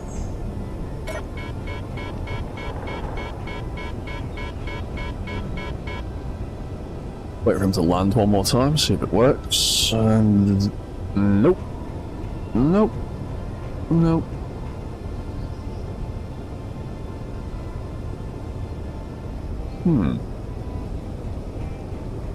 Why are you doing it better?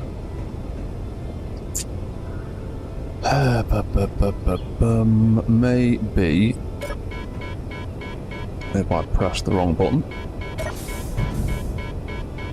There we go. Detach him. Not that button. A fool. Maybe if I take the pistons out of that group again. Let's try that. Settle down. Control systems. Yeah, the legs are retracting without clanging too much.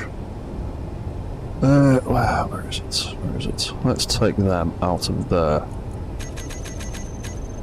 so that they don't turn off when it lands.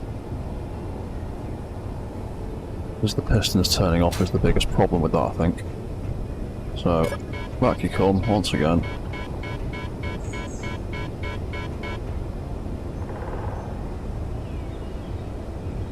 When it comes... Nope, still turning them off. Has that turned that off? Block off. Why have you turned that? Oh, I just took them out of that group, goddammit.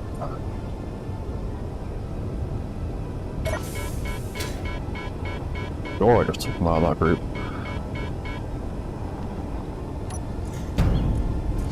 Yeah. Control systems. Oh, I didn't. Save. Please. I'm going to click on control systems again. Right, okay. Try again. Whee. Oop, shit. Bit far. Right. Try again. Come back. Get it working on one of them, I can get it working on both of them.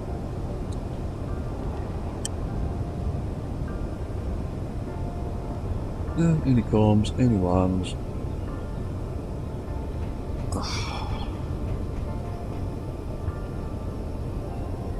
Why those pistons?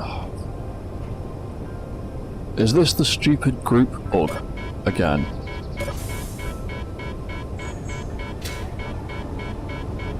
It is, isn't it? I'm going to go back into this thing's control terminal.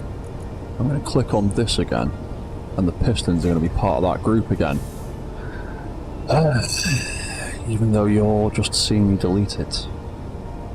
I'm going to remove it from the group.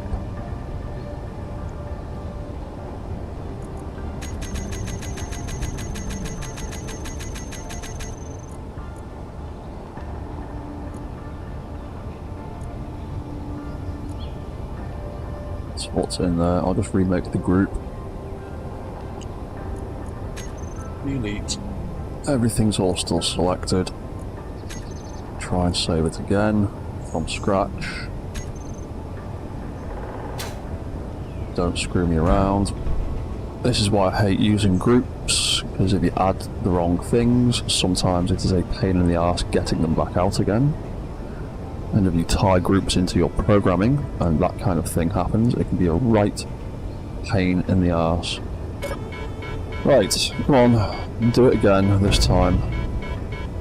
Without turning off your pistons, please. I want to see if this actually makes a difference. Right, there we go. That actually deployed them, but yeah, obviously the delay, that's locking down, and they're still in transit before they hit. Which means maybe I should actually stick them on auto lock, because then they can just lock when they land, rather than... there's no timer on the shutdown, Brad. It's all event controller triggered.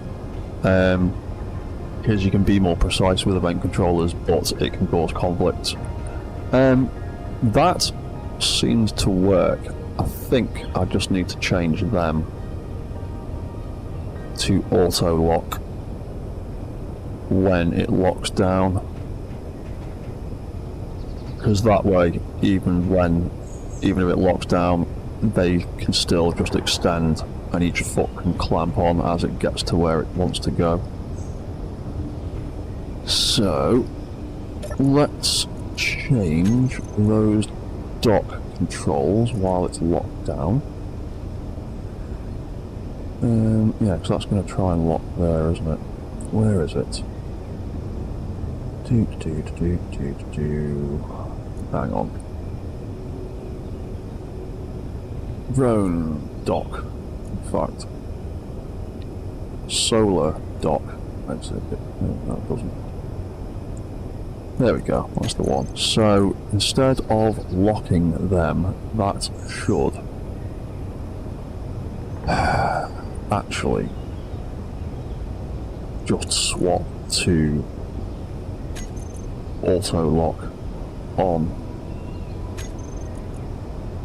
Do the same with the other one. Change that to auto lock on. It's currently off. So we will grab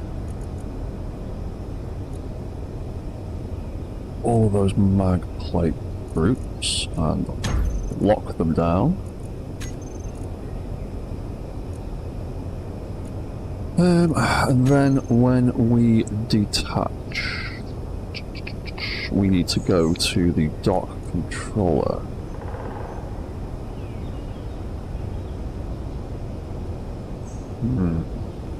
Oh, actually, so I'm going to run out of space, I think, in the drone dock controller without adding more timers, but the timers have issues trying to launch things on other grids off event controllers because there's a delay in between the signals.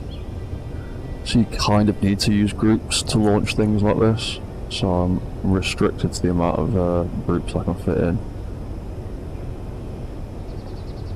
So, where are we? Drone dock L01. Yeah, because that's trying to do that there.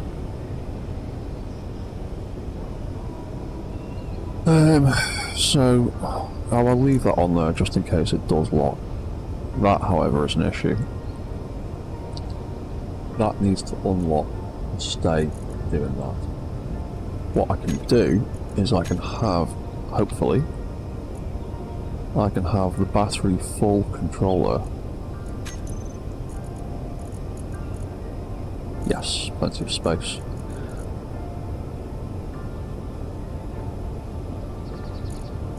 So when that battery is full, I can get that to switch over the auto lock.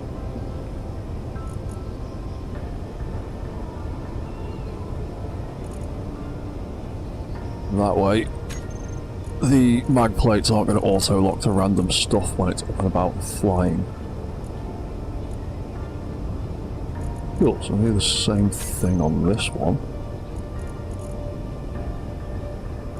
Mag plates, auto lock, switch.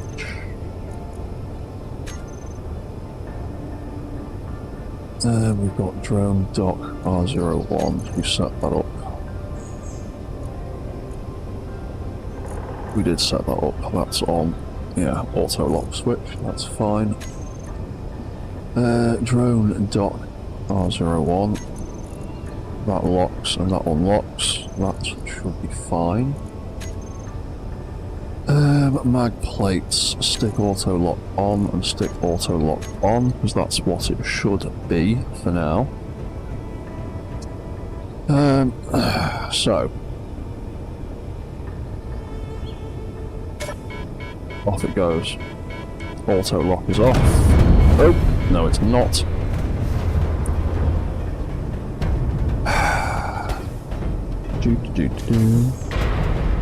Yep, that's what I was afraid of.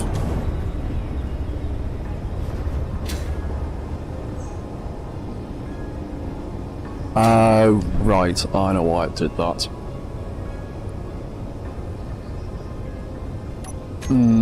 I don't trust it attaching to the same grid as itself. It causes problems like you just saw right there.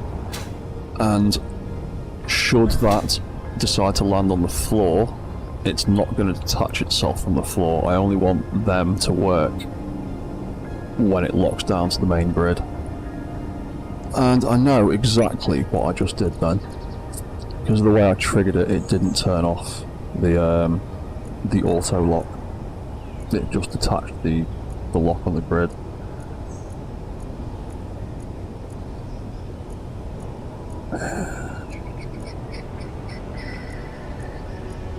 So, what I need to do is, for a start, I need to turn that back off.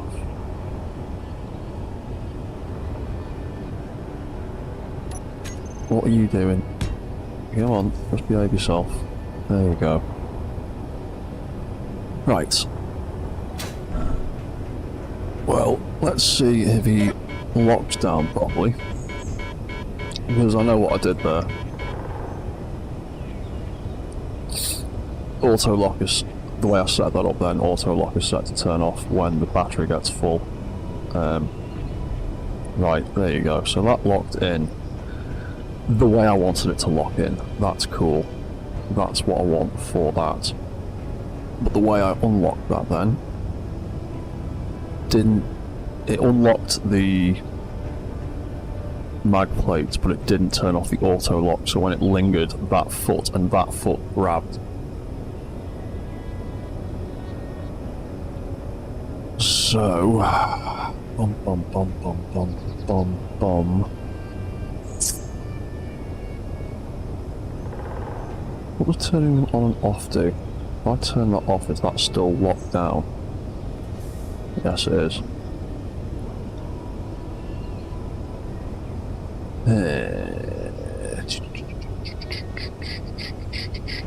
Right, so what do I do about that? Join, that's not a word. Drone, dock. So when that thing detaches,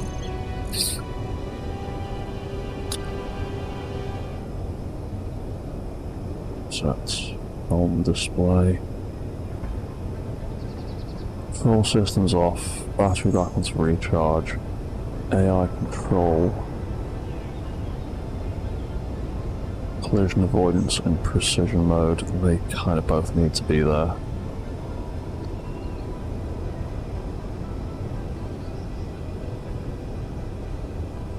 Mag plates needs to be there. Helm display off. I can move that into the drone reset without screwing anything up too much. Helm display 01A. Let's move that. Reset, right. Reset 01. Drone helm display 01A, that's the one. Off. There we go. So, drone dock, I've now got one more block of space in there to play with. So, we can turn I can switch that off there, hopefully. And then unlock it there, hopefully. Well, actually, I'm just going to move the reset button. Yeah, drone reset, we'll stick that there instead. So that timer resets the landing pad.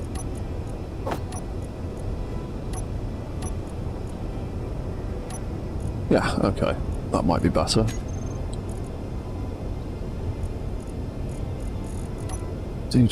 So mag plates, auto lock off, mag plates, L0, left hand side, unlock.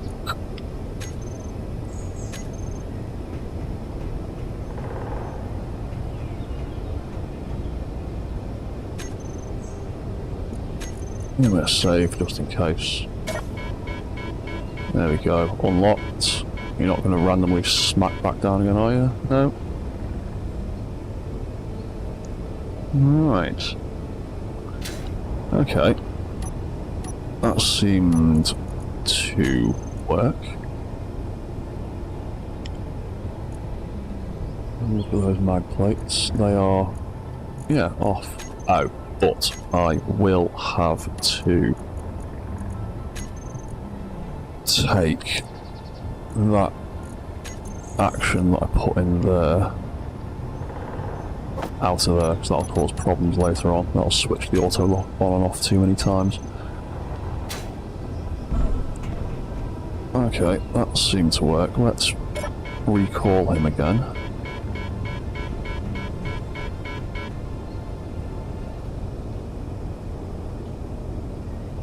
And in he comes. Locks down. Lock down. Nothing's broken. Launch him again.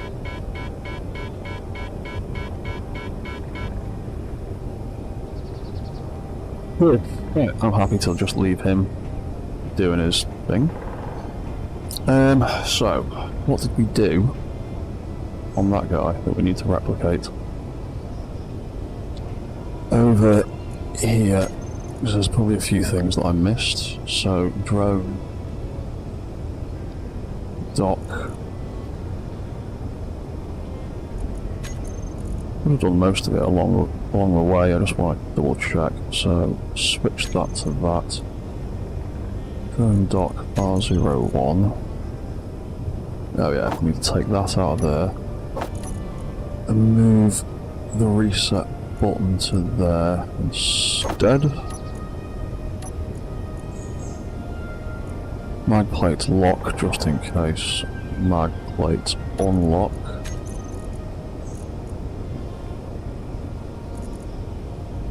Mag plates. That needs to actually be unlocked, and that one needs to be that turning off. I'll double check. I didn't. Yep, I did. And then the reset controller for that side should have that display turning off.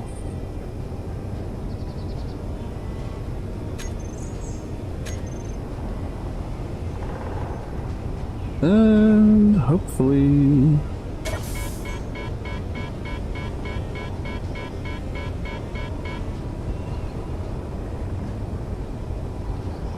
right, he's away, he's off. He's doing his thing. His legs aren't clanging out. He's finally figured out where he's going. Let's try calling him back. I'm going to swoop in.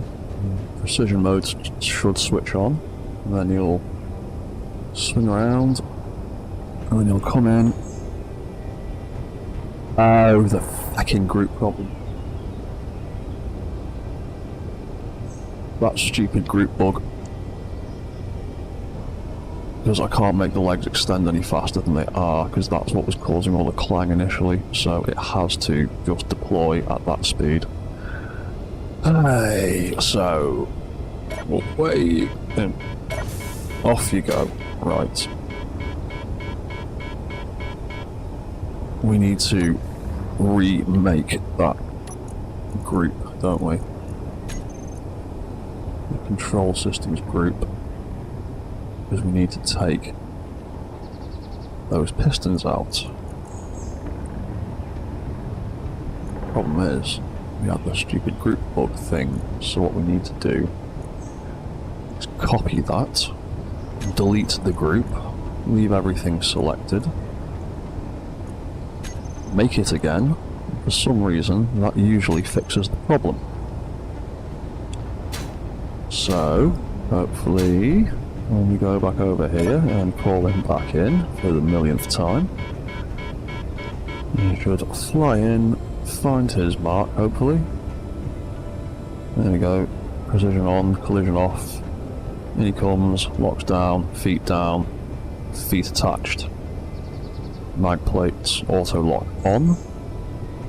Everything locked down. Fantastic. Come back, other drone. So this works.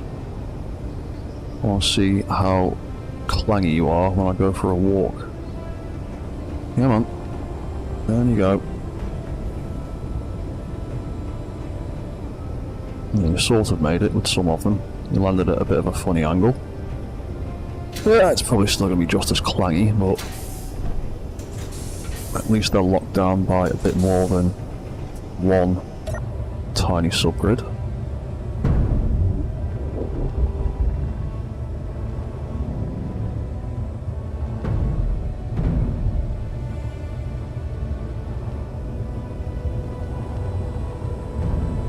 Still a little bit of clanging. The one that's actually got all 4 feet firmly planted is he's looking very stable.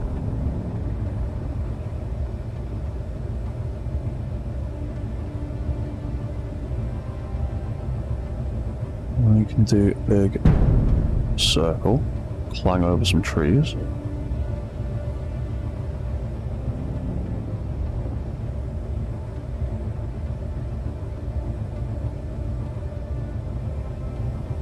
Yeah, that does sound generally less clangy, and they look considerably less wobbly than they were before.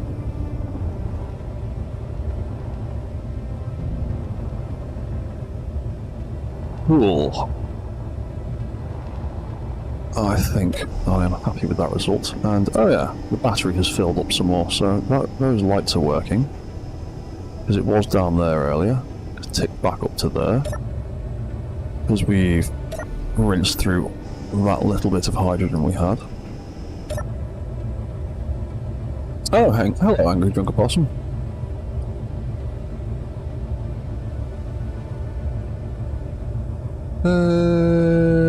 What have I made of flight mode for the Mecha King Ghidorah build? I was working on that, but that's quite an old build before I had a better grasp of clang and how to get around that with subgrids, which I've learnt a lot more about now since doing the Armored Core and robots and stuff like that. That Mecha King Ghidorah thing, and the Mechagodzilla, they both do fly. They've both got hydrogen tanks and O2H2 generators and thrusters and things. Things are built, they make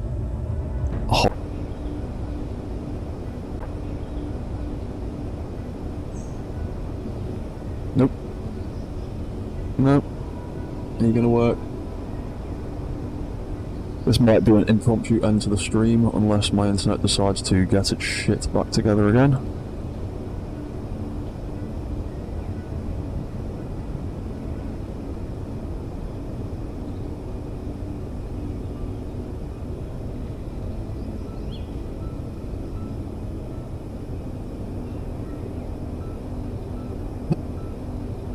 Yeah, I think my internet connection is probably... Oh, no, it's decided it's come back to life again. Sorry about that for anyone who was watching, and the stream cutting out.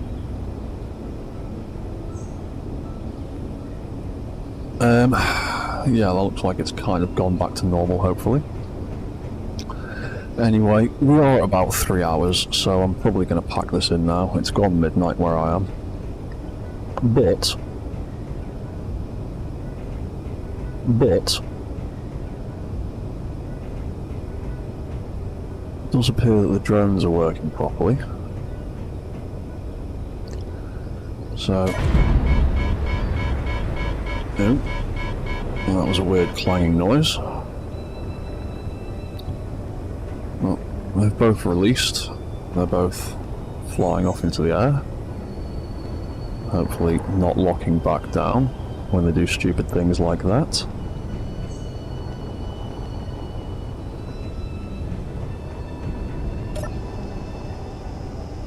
Oh, God, this bloody internet connection. Come on, just sort your life out.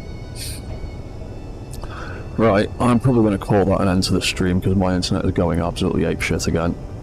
And the signal is cutting out and you probably can't even hear me properly. Ooh. Either that or Steam is doing something in the background like it likes to. No, it's just my internet being crap. Right, I'm gonna call that quits here because, yeah, that's been 3 hours and we've done a good bit more work. Does clang a little bit, but that's just a little bit of stress on the legs. His hinges don't like going sideways. Oh look, there we go, the internet signal's come back again properly.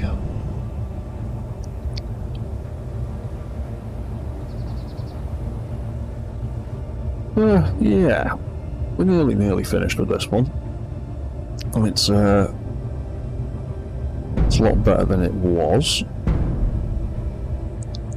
There's still a few clangs here and there that I'd like to try and fix. I think that's mostly just the hinges and the legs getting a bit stressed out now and then.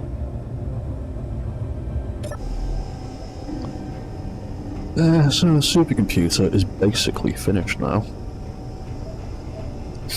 I don't really want to put more into it, it's only going to get a bit ridiculous. It's already quite close to the top of the player's head as you come up. Oh yeah, there was a few other things that I want to show off before I knock off for the night. So there's bits of the interior that I didn't show. So we've got a lot more storage containers now. We've got 4, we've got 1 in each corner of the ship down here. And they can obviously all be, you can add way more. It's just one big conveyor line down the length of the side of the ship, so you can add lots more storage in there if you wanted. Got a little bathroom, little shower room in there. We've got a toilet over here, just because why not? And then all the way down here, I've stuck an extra survival kit so that people up this end of the ship can actually recharge themselves and get hydrogen and things. Because they need it, because I realised the only actual place for that was up on the bridge. There was no way to actually access any of that down here. We've got that button, so we've got some more storage here. Again, loads more can be added. And I also ended up deciding to stick in 1 small reactor, just in case anyone that's playing happens upon some uranium. They can try and make the most of it, but it is tucked away and switched off by default. And also there was an annoying gap there that I wanted to fill in with something. There's plenty of space for modules for the assembler and refinery. One down here, one up there, or two up the back rather.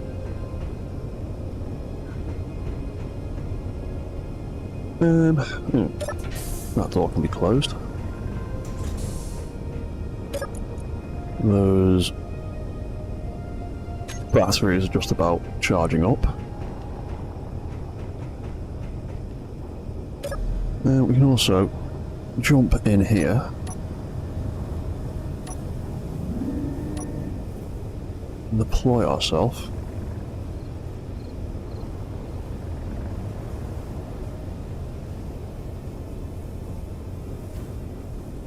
That drops us down here. We can detach. When we detach, it turns on all the control systems for the mech. Now we can then start walking around.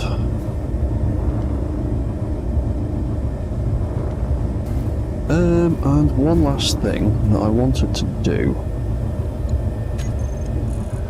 was I wanted to add a relay control onto here to set channel 5 so we can call the mobile base from here. In fact, we could even, before we go, we can play with a few of the toys. Bring the lift down, we can get our little rover off the back.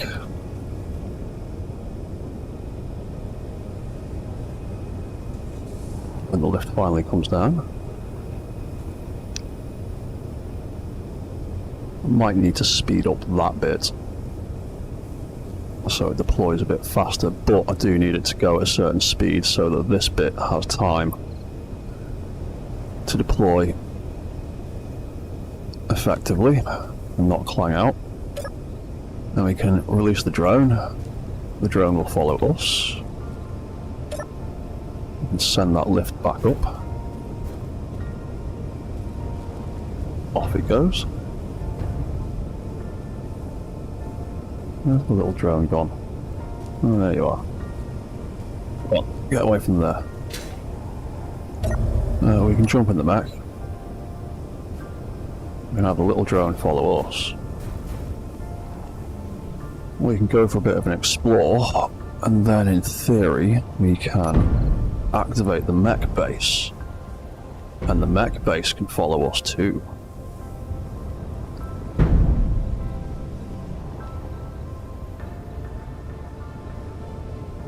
The little rover drone is getting in my way.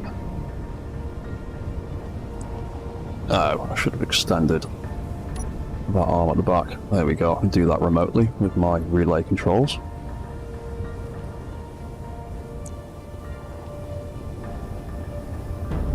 Oh no, the drone stopped. That's the problem with the sensors. Sometimes they can get confused and they end up triggering the stop cycle, and I've not worked out a fail-safe for that yet.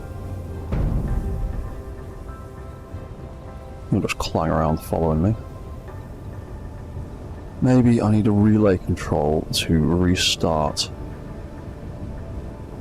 his walk cycle. Why has he stopped? Has he run out of power?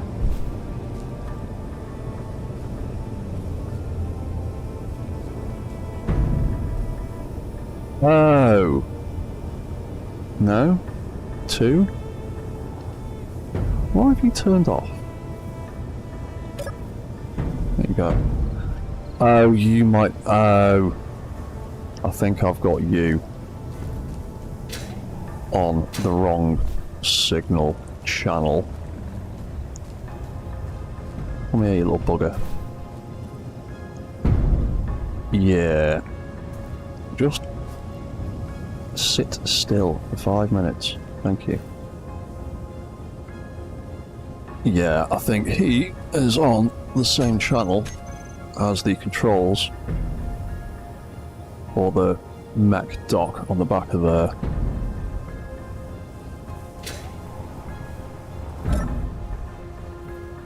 Yeah, there you go. That's why I stopped. It wasn't because of the sensors, it's because I programmed things wrong. And there you go. You can avoid me. Keep his distance. Or just get in the way. And we've got the mech base plodding along, following us. And then we've got the drones following the mech base. And then I can stop the mech base remotely from here. I can leave it at that for today. And the drones will stay in range of him. I can party around in here. Rover will follow me. And yeah, it's all nearly finished, so I'm going to leave that one there. And very soon I'll get all this stuff published and you can all have a go of it yourself. So, cheers for watching, cheers for chatting, and I'll see you all next time, so goodbye for now.